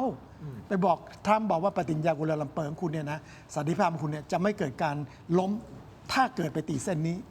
ขณะเดียวกันก็ไปบอกคุณไปอะไรนะไปศาลยุติธรรมทั้งประเทศก็บอกศาลยุติธรรมประเทศว่าตีเส้นเลยครับแล้วจบไปส่งให้เขาดูส่งไปสหประชาชาติด้วยทุกคนก็รู้ว่าประเทศไทยก็เดินทางสันติภาพเหมือนฮูแมนเน็ตเนี่ยก็คือตีเส้นแล้วถ้าเกิดตีเส้นแล้วเนี่ยคุณข้ามมาถือเป็นการลุกลานใช่ไหมทำสงครามได้ยิงพนนเป็นได้เลยซึ่งกัมพูชาไม่พร้อมทำสงครามเขาพร้อมทำกรณีพิพาทแบบนี้แหละแล้วถามว่าเมื่อไหร่ก็คือเดือนนี้แหละเพราะเขาฝึกจบแล้วไง3 เดือนเฉพาะอาวุธเบานะมกราคมกุมภาพันธ์มีนา3 เดือนเนี่ยอาวุธเบาพร้อมแล้วและอีก3 เดือนคืออาวุธหนักอาจจะเมษาพฤษภามิถุนาอะไรกรกฎาคมเพราะฉะนั้นเมษาพฤษภาเนี่ยเขาจะเล่นอาวุธเบาก่อนไหมหรือจะรอจนถึงอาวุธหนักแต่ปัญหาเขาคือเขาเจอเรื่องของทรัมป์ยังไม่จบอิหร่านคุณยังทำเรื่องไม่ได้หรอกเพราะทำเรื่องขึ้นไปเนี่ยสหประชาชาติก็ไม่สนใจตอนนี้มันมีเรื่องเขาก็เลยเลทไปเลยไปเจอหน้าฝนอีกก็ลบไม่ได้อีกดังนั้นเขาเลยมองว่าถ้าขืนลากต่อไปเนี่ยเขาไม่ไหวขอเปิดด่านก่อนดีกว่าเพื่อเอาตัวรอดแล้วค่อยมาลบกันใหม่อย่างนี้นะฮะอันนี้ผมให้ข้อมูลเพิ่มเติมนะครับก็มีรายงานข่าวว่าคุณมเนตก็มีท่าทีเขาบอกเริ่มอ่อนลงแล้วต้องการกลับมาใช้ JBC ที่เราคุยกันอยู่ณตอนนี้นะครับ JBC คือการเจรจาแบบทวิภาคีไทยกับกัมพูชาเท่านั้นนะฮะคุณผู้ชมครับสาเหตุที่ต้องเร่งคุยเพราะอะไรเพ ราะว่าคุณวาสนานานุ่วมนะฮะซึ่งเป็นนักข่าวสายทหารนะครับท่านวิเคราะห์ไว้บอกว่ากัมพูชากำลังเผชิญแรงกดดันหลายด้าน ไม่ว่าจะเป็นเรื่องของเศรษฐกิจพลังงานรวมถึงสถานการณ์การเมืองในประเทศ ตอนนี้เริ่มสั่นคลอนจากการที่จีนหันไปสนับสนุนคู่แข่งอย่างจักราวุธ ก็คือพระองค์เจ้านรดมจักรวุฒิเป็นพระโอรสองค์โตของสมเด็จพระนโรดมรณฤทธิ์และทรงมีศักดิ์เป็นพระนัดดาหรือว่าหลานของอดีตกษัตริย์นรดมศรีหนุ อันนี้คือรายงานข่าวแบบนี้นะครับคุณผู้ชม และยังมีรายงานข่าวด้วยนะครับบอกว่าฮุนเซนก็คือพ่อของฮุนมาเน็ตเนี่ยได้ส่งคนสนิทใกล้ชิดระดับนายทุนใหญ่ที่มีบรรดาศักดิ์เป็นออกยามาพูดคุยอย่างไม่เป็นทางการกับตัวแทนฝ่ายทหารและตำรวจของไทยนะครับ โดยรายงานชิ้นนี้อ้างว่าฮุนเซนยอมรับว่าเดินเกมพลาดในอดีตที่ทำให้เกิดการสู้รบยอมรับผิดเกี่ยวกับคลิปเสียงที่หลุดออกมาคลิปเสียงนี่คือคลิปเสียงระหว่างท่านกับท่านนายกอุ๊งอิ๊งและท่านฮุนเซนบอกว่าต้องการรื้อฟื้นความสัมพันธ์เพื่อผลประโยชน์ทางเศรษฐกิจแต่โฆษกส่วนตัวของสมเด็จฮุนเซนก็คือนายเจียทีริตออกมาปฏิเสธบอกว่าไอ้ข้อมูลดังกล่าวเนี่ยมันเป็นข่าวปลอมไม่มีเป็นข่าวปลอมที่ถูกสร้างขึ้นมาโดยกลุ่มหัวรุนแรงในไทยโดยมีเจตนาเพื่อปลุกปั่นและทำให้เกิดความเข้าใจผิดต่อสมเด็จฮุนเซนนี่คือข้อมูลเป็นอย่างนี้ครับเอาแหละเขาปฏิเสธว่าไม่เป็นจริงแต่ท่าทีของคุณมาเนตต้องการที่จะคุย JBC คุณมาเนตเป็นทางการกว่าเรื่องคุณการฮุนเซนปล่อยไปเถอะไม่ต้องสนใจแสดงว่าไม่ต้องเอา JBC เนี่ยมันเดินแนวทางสันติภาพแล้วชัวร์สุดแล้วบีบให้เขาเนี่ยจนมุมกับไอ้ชาติมหาอำนาจ5ชาตินั่นแหละโดยบอกเดินในทางสันติภาพแบบนี้แล้วทำไมกูไม่เอาถ้าคุณจะปะทะอีกก็จบกันไปอาจารย์ปณิธานเห็นด้วยในแนวทางนี้ครับผมคิดว่าก็3กระดานเหมือนกัน3กระดานเอามาเรื่องทางทหารก็ดำเนินการตั้งรับแบบเชิงรุกแล้วก็มีตัวช่วยเพิ่มมากขึ้นอย่างที่เสนงพูดจากต่างประเทศบางส่วนจากอาวุธใหม่ๆที่เขาเรียนรู้จากประสบการณ์ที่อิหร่านรบกับทางอิสราเอลกับสหรัฐไอ้จรวดผ้าบาทที่ยิงเครื่องบินสหรัฐตกเนี่ยเขาก็อยากจะได้นะครับถ้าได้เขาก็จะได้เปรียบเข้าใจว่ามากับเครื่องบินละรอบแรกที่28ธันวาคมน่าจะมีแล้วน่าจะสั่งมาแล้วก็จะมีรถบรรทุกอาวุธใหม่ๆเข้าพื้นที่อยู่ตลอดที่มีการสังเกตการณ์กันอันนี้ก็เป็นกระดานของทหารนะครับกระดานทางการทูตก็ส่งสัญญาณเจรจาแต่ว่าก็ไปกดดันเราที่เวทีระหว่างประเทศส่วนกระดานเอกชนกระดานการค้าก็มีสมาคมออกยาสมาคมออกยาหลายคนลงพื้นที่ช่วยประชาชนมาเจรจากับเราเพราะเขาเป็นนักธุรกิจเยอะแล้วก็มาเปิดช่องทางพิเศษฝ่ายธุรกิจเขาก็มองว่าฝ่ายธุรกิจไทยบางส่วนก็ต้องการเปิดด่านต้องการเชื่อมโยงทั้งที่คนไทยส่วนใหญ่ไม่ต้องการนะครับเอางี้คนไทยส่วนใหญ่ไม่ต้องการแต่นักธุรกิจบางท่านที่อยู่ตรงนั้นก็อยากจะเปิดใช่ครับคำถามอย่างนี้เลยฮะผมเข้าไปเลยเราควรเปิดด่านไหมช่วงนี้เราควรจะเปิดด่านหรือไม่ก็ต้องดูท่าทีระยะยาวสุดก็ต้องหมายถึงว่าระยะยาวไปวันข้างหน้าไกลๆนั่นคงซึ่งท่านนายกก็พูดแล้วยังไม่ถึงเวลาก็หมายความว่าระยะยาวอาจจะถึงเวลานะครับแล้วเมื่อไหร่จะถึงเวลาก็1ถอนกำลังออกไปก่อนเราต้อง counter offer เราต้องสวนกลับไปเลยนะครับเราต้องส่งสัญญาณว่าเราอยากเจรจาสันติภาพไม่ใช่อย่างที่คุณไปโจมตีเราตั้งแต่วันที่19กุมภาที่สหรัฐคุณไปพูดกับคนทั่วยุโรปทั่วอเมริกาคุณไปเจอคนระดับสูงแล้วบอกว่าเราไม่รักสันติภาพเราก่อศึกสงครามเราละเมิดกติกาสากลอันนี้เขาพูดมาตั้งแต่19กุมภาแล้วก็เดินสายไปที่ยุโรปแล้วก็พูดมาตลอดถึงทุกวันนี้คุณต้องปรับเปลี่ยนจุดยืนตรงนี้ว่าเรารักสันติภาพแต่เราต้องทำให้เขาเห็นด้วยว่าเราอยากจะคุยแต่ว่าคุณต้องถอนกำลังออกไปจากการคุกคามเราออกไปไกลแบบที่ช่องบกออกไปสัก10 กว่ากิโลก็ได้ถ้าเขาออกค่อยมาว่ากัน2คุณต้องลดไอ้สิ่งที่คุณพูดเนี่ยในเวทีระหว่างประเทศและที่สำคัญที่สุดคุณควรจะไปถอนเรื่องที่คุณยื่นเพิ่มที่ศาลโลกนะครับไอ้40 กว่าพื้นที่นั่นน่ะที่คุณรวมหมดแล้วก็สุดท้ายคุณต้องเลิกคุยกับยูเนสโกว่าเราทำลายปราสาทพระวิหารนี่เขาเพิ่งเอาคนลงปราสาทพระวิหารแล้วมาบอกเราว่าเราทำลายของก็พังหมดเลยฝรั่งเศสก็สนใจมากแล้วก็มองว่านี่ถ้าไทยทำเกินไปไหมเรื่องเหล่านี้คุณต้องลดและเลิกก่อนคุณต้องสร้างบรรยากาศให้ดีคุณมากอดกับเราก่อนแบบที่ทรัมป์จะกอดกับจีนแล้วก็คุณเลิกทำในสิ่งที่คุณทำก่อนแต่เขาไม่ทำหรอกดังนั้นเราต้องกดดันให้เขาหยุดให้ได้นะครับการกดดันง่ายๆเราก็เดินแนวทางสันติภาพที่ว่าไงไอ้เส้นเหลืองอะไรนะคุณสร้างแต่คุณบอกได้คำเดียวว่าสันติภาพเกิดจากการคุณยอมให้เราตีเส้นเหลืองแล้วคุณรับรองโดยยังไม่ต้องเดินลงพื้นนะตีไปก่อน อย่างน้อยสุดรู้ว่าเส้นเหลืองวิ่งไปตรงไหนโดยใช้ไรด้าร์เนี่ยมันแค่ประมาณ 20 วันก็จบแล้ว มันรู้แล้วว่ามันเป็นเส้นไปตรงไหนไอ้บนสันบันนั้นก็ตีไปของใครของมันแล้วจบกันรู้เลยว่าจะต้องขยับยังไง แล้วเรื่องนี้ไปเจรจากันในระดับของที่สูงขึ้นจะเป็นอะไรจะเป็น RBC อะไรก็ได้แล้วแต่ที่จะขยับกำลังกัน แต่สิ่งหนึ่งที่เติมอาจารย์ปณิธานอาจารย์มี3ตัวมันมีตัวที่ 4มีตัวที่4ครับตัวที่ 4ก็คือเรื่องสื่อเราไม่มีกระบวนการนี้ภูมิพลเอกเขาใช้ตัวเองเป็นสื่อแต่เราต้องเล่นสื่อเพราะฉะนั้นรัฐมนตรีประจำสำนักนายกเราต้องเก่งมากปล่อยข่าวทั้งหมดไอ้เรื่องความจริงที่คุณว่าแฟกต์อ่ะแล้วเขาโกหกอ่ะเอาไปคู่กันส่งไปสำนักข่าวทั่วโลกแล้วก็รวมไปถึงแล้วนี่ก็ต้องรวมถึงการเดินทางไปพบผู้นำเขาด้วยใช่ไหมไอ้5ประเทศใหญ่มันก็จะกลายเป็นข่าวตามไปไอ้ข้อมูลต่างๆที่มันมีการบิดเบือนยูเนสโกอะไรต่างๆเนี่ยเอาไปพร้อมกันเลย ข้อจริงเราต้องรีบไปเดี๋ยวนี้รีบไปโดยเน้นทางสื่อนะเรื่องการเจรจาทางการทูตเราชนะอยู่แล้วแต่ทางสื่อเนี่ยเราอ่อนมากผมถึงอย่างที่อาจารย์บอกไงบอกว่ามันตั้งรับเชิงรับอ่ะเราจึงเชิงรุกคือสื่อให้คนทั้งโลกรู้ว่ากัมพูชาเป็นอย่างไรแล้ว5ชาติเนี่ยมีชาติใดชาติหนึ่งเนี่ยเขาเห็นด้วยกับเราปั๊บนะกัมพูชาจะไม่กล้าก่อการปะทะเลยเพราะว่าเขาจะโดนวีโต้มันก็ที่วีโต้เรื่องไอ้โฮมุสอ่ะพอโดนวีโต้ปั๊บคุณก็ไปศาลโลกไม่ได้คุณจะลบทำไมอ่ะเขาก็เลยบอกเลิกลบดีกว่าก็จบไงเข้าทางเราต้องส่งสัญญาณให้ชัดนะครับแล้วกำหนดคนให้ชัดกำหนดโครงสร้างรองนายกฝ่ายการต่างประเทศเนี่ยคุมอยู่แค่2หน่วยงานนะครับสำนักข่าวกรองกับสปต.ไม่พอต้องไปเอาคำสั่งอีกส่วนหนึ่งมาบอกรัฐมนตรีประจำสำนักนายกว่าให้ช่วยแถลงข่าวนะครับมันมีคำสั่งอีกชุดหนึ่งที่นายกบอกว่าถ้าเป็นเรื่องเกี่ยวกับความมั่นคงทั้งหมดเนี่ยรองนายกดูแลได้แต่ต้องไปคุยกับรัฐมนตรีต่างประเทศว่าจะเล่นด้วยไหมส่วนตัวผมคิดว่าเขาไม่เล่นเพราะอันตรายนะครับไม่เหมือนกัมพูชารัฐมนตรีเขาเล่นหลายคนรัฐมนตรีมหาดไทยก็เล่นรัฐมนตรีวัฒนธรรมนี่เพิ่งแถลงว่าเราอยู่หลายเรื่องเนี่ยก็เล่นเข้ามาวงใหญ่เลยครับแล้วก็โจมตีเราแล้วมาเอาตัวนี้เข้าสู่ระบบสากลนะครับเราไม่ต้องไปใช้รัฐมนตรีก็ได้เราใช้สื่อมวลชนฝ่ายเราเนี่ยแล้วก็สื่อต่างประเทศเนี่ยเราก็ส่งข้อมูลไปได้อยู่แล้วแล้วพอประชุมทีปั๊บจะมีการให้สัมภาษณ์เนี่ยตอนนั้นเป็นประเด็นเปิดแล้วก็มีข้อมูลยัดเข้าไปแต่ต้องกลับไปที่สำนักงานเก่าของเสโหน่งที่สำนักงานสภาความมั่นคงต้องไปให้เขาจัดกลุ่มงานแบบนี้เลยแล้วก็เขาก็มีน้ำหนักถ้าทำเองเนี่ยไม่ได้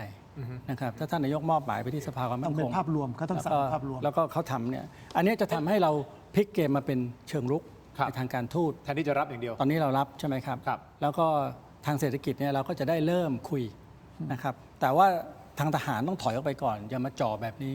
นะครับเดี๋ยวอุบัติเหตุอีกนะครับก็นี่ไงเขาก็ออกเข้ามาจ่อแล้วเราเคยรายงานหรือว่าเราฟ้องเขาอย่างฟ้องโลกก็อย่างเราเงียบไงครับ AOT เขาก็เพิ่งลงนะครับ AOT ของเขาจะเพิ่งลงของเราเนี่ยก็ยังดูเงียบๆอยู่คือเรารัฐบาลเพิ่งมาก็รู้แล้วแต่คุณต้องเร่งเรื่องนี้เรื่องสื่อสารไปยังโลกให้มากให้เร็วผมขอถามเชื่อมโยงไปถึง MOU หน่อยนะฮะ MOU นี่ควรต้องทำยังไงครับถ้าตามที่เส้นคือยังยึด MOU เดิมอยู่ไหมคือหรือคนเอา 43 ก่อนนะ MOU 43 ตอนนี้ได้มีการแก้ไขแล้วโดย JBC นี่ไงเดิมมันใช้1:2 แสนใช่ไหมซึ่งเป็นเรื่องของโบราณเป็น1:50,000แล้วทหารก็ใช้1:50,000ซึ่งก็โบราณเหมือนกันไอ้นี่มัน1:1เลย1 เมตรเลยตารางเมตรเลยมันแม่นกว่าอะไรด้านเนี่ยแล้วมีการตกลงเรียบร้อยแล้วก็เหมือนกับแก้ MOU 43 แล้วจริงไหมล่ะใช่ไหมแล้วก็มีไอ้ข้อตกลงของปฏิญญาของทรัมป์ที่บอกว่าให้กำลังยึดนิ่งอยู่กับที่ดังนั้นคุณจะลุกไม่ได้อีกแล้วไอ้ที่ MOU 43 บอกว่าข้อ5ข้อ8ถ้ามีเรื่องไอ้ตรงเขตแดนมาคุยข้อ8คุยไม่รู้เรื่องตอนนี้มีการแก้ไขแล้ว MOU 43 โดยส่วนตัวเนี่ยผมเห็นว่ามันพอไปได้แล้วเพราะมีการแก้ไขแล้วใช่มันแก้ไปในตัวแล้วนะครับถ้าเลิกน่าจะยุ่งเหมือนกันเพราะต้องเริ่มคุยกันใหม่ตั้งแต่ต้นที่ MOU 44 เนี่ยมันก็มีประเด็นว่ามันไปเขียนหัวข้อว่าให้ไปดูแลเรื่องเศรษฐกิจซะก่อนแล้วมันมีปัญหาเรื่องของเส้นอาณาเขตซึ่งยังไม่กัมพูชาขีดไม่เป็นไปตามสากลน่ะคุณก็ไปบอกให้กัมพูชาขีดตามสากลนี้เราจะคุยกันได้จบแต่เขาไม่ขีดแต่เขากำลังจะเข้าภาคีนี่นะไอ้กฎหมายทะเลนะถ้าเขาเข้าปั๊บเราก็เอาข้ออ้างเนี่ยที่คุณเข้าแล้วเนี่ยให้คุณมาสำรวจตามก็เรียกอะไรครับกฎหมายทะเลจบ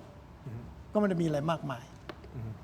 อาจารย์เสริมเรื่องของ MOU หน่อยครับผมคิดว่ามัน6ฉบับเนี่ยหรือว่า6กลไกเนี่ย MOU 43 MOU 44 GBC RBC TBC แล้วก็ JBC ทั้งหมดเหล่านี้มันพาเราไปสู่สงครามที่ใหญ่ที่สุดในประวัติศาสตร์ไทยกัมพูชามาในรอบ75 ปีเพราะฉะนั้นการกลับไปเนี่ยอันตรายอาจจะกลับไปที่จุดเก่าแต่ถ้าปรับปรุงแล้วอย่างที่เสว่าดีมากแล้วก็ใช้ชื่อใหม่เป็น MOU 69 เลยอย่ากลับไปที่จุดเก่าอันตรายที่สุดก่อนที่เราจะ เข้าสู่โต๊ะเจรจาไปถึงเปิดด่านเนี่ยเคลียร์เรื่องทหารลดการโจมตีเราถ้าไม่ลดเราก็โจมตีกลับนะครับแล้วระหว่างที่โจมตีกันไปกันมาก็เสนอเงื่อนไขใหม่ข้อตกลงใหม่ทำเป็นคณะกรรมการชุดใหม่ก่อนไปก็ได้ เพื่อที่จะเป็น working group เพื่อที่จะคุยกันไปเลยเพราะมันรอไม่ได้ความเดือดร้อนถูกไหมฮะและในที่สุดก็ไป MOU 43 ฉบับ plus ฉบับปรับปรุงใหม่นะครับอย่าไปเรียก 43 เลยมันกินใจคน เพราะว่าฝ่ายที่ไม่เห็นด้วยก็มองว่าเดี๋ยวมันจะกลับมาเหมือนเก่า แต่มันไม่ดีอยู่แล้ว43ผมก็เห็นด้วยว่าคุณยกเลิกแต่เมื่อมีการแก้ไขแล้วผมก็เห็นด้วยว่ามันปรับปรุงแล้วนี่ส่วน44ก็เปลี่ยนชื่อครับส่วน44ที่เขาเพิ่งประท้วงเนี่ยก็เพิ่งออกมาประท้วงไม่เห็นด้วยเนี่ยก็เอามาบวกซะแล้วก็จัดให้เป็นระบบเดียวกันซะแต่ว่ามีห่วงเวลาที่แตกต่างกันก็ทำได้หมดแล้วค่อยแจกออกไปเป็น GBC JBC TBC RBC ทีหลังและอาจจะทำให้มันซับซ้อนน้อยกว่านี้คุณทินมันไม่รู้กี่ BC แล้วมันไม่สำเร็จสัก BC มันหลาย BC มากเลยนะใช่คนก็ปวดหัวคือทางนู้นเนี่ยเขาตั้งใจที่จะเอาเปรียบเราแหละดังนั้นคุณจะมี2เรื่องก็คือมีเงื่อนเวลากับเงื่อนไข เช่นว่าถ้าคุณไม่ทำตามเรื่องนี้ไปสัก10 ครั้งเราถือว่ายกเลิกหรือว่าให้มีการต่อทุก5 ปีไม่งั้นมันเขียน43นี่ตลอดชีวิตเลยตลอดชาติเลยก็บอกให้ทบทวนทุก5 ปีต่อไม่ต่ออย่างเงี้ยเขาจะเลนเราไม่ได้แล้วอาจจะมีสงวนไว้ด้วยว่าถ้าเกิดเป็นการละเมิดที่ร้ายแรงเรื่องเกี่ยวกับพรมแดนผมขอสงวนสิทธิในการใช้กำลังจบเขาไม่กล้าจบเลยก็สถานการณ์ไทยกัมพูชาณตอนนี้เป็นประมาณนี้นะฮะเพราะฉะนั้นเราก็ต้องกลับมาดูตัวเราแหละไม่ใช่ตอนนี้ก็คือเรื่องของราคาน้ำมันเนาะอย่าประมาทน้ำมันใช่อย่าประมาทน้ำมันแพงแล้วทุกคนก็ไปโฟกัสอยู่ที่ตะวันออกกลางแต่ในรายเดียวกันเขาเดินของกัมพูชาเขาเดินอยู่เดินแล้วก็ลุกคืบด้วยเราก็ต้องไม่ใช่แค่ตั้งรับเชิงรับแต่ให้กำลังใจรัฐบาลเพิ่งมาเนี่ยฟังรายการคุณทินนั่นเนี่ยเดี๋ยวก็เดินหน้าเลยเราต้องช่วยกันฮะคุณผู้ชมครับประเทศไทยแต่ที่แน่ๆคุณผู้ชม4องค์กรยื่น8ข้อเสนอจี้ลดค่าการกลั่นเดี๋ยวเรื่องของน้ำมันว่ากันอีกทีหนึ่งขออนุญาตนะครับมอบให้ทั้ง2ท่านนะฮะเสนงก่อนนะครับขอบคุณครับอาจารย์ครับขอบคุณครับนี่นะครับคุณผู้ชมครับเม็ดอมซิงค์พลัสผลิตภัณฑ์ไมบาซินจากเกรเตอร์ฟาร์มานะครับมี3สูตรที่มีคุณประโยชน์จากวิตามินหลากหลายชนิดครับเม็ดอมซิงค์พลัสวิตามินซีและโคคิวเทนกลิ่นองุ่นมะนาวเม็ดอมซิงค์พลัสลูทีนและบิวเบอรี่กลิ่นแบล็คเคอร์เรนต์เม็ดอมซิงค์พลัสเบต้ากลูแคนกลิ่นสตรอเบอรี่นะครับซิงค์มีส่วนช่วยในการทำหน้าที่ของระบบภูมิคุ้มกันและกระบวนการต่อต้านอนุมูลอิสระถ้าเจ็บคอไอหรืออยากเสริมภูมิคุ้มกันนะครับเลือกไมบาซินจากเกรเตอร์ฟาร์มาหาซื้อได้ที่ร้านสะดวกซื้อซุปเปอร์มาร์เก็ตและร้านขายยาทั่วประเทศไมบาซินจากเกรเตอร์ฟาร์มาก้าวสู่60 ปีอย่างมั่นคงและยั่งยืนนะครับขอบคุณไมบาซินนะฮะที่อยู่เคียงข้างถกไม่เถียงนะครับขอบคุณมากๆเลยครับต่อกันที่ยาดมสมุนไพรตรามังกรทองจากอ้อยอันโอสถนะครับอาจารย์ครับขออนุญาตนะครับเสนงครับนี่ครับจากอ้อยอันโอสถนะฮะคุณผู้ชมครับแต่วันนี้ขอแนะนำยาน้ำแก้ร้อนในเขากุยจากอ้อยอันโอสถเช่นเดียวกันนะครับ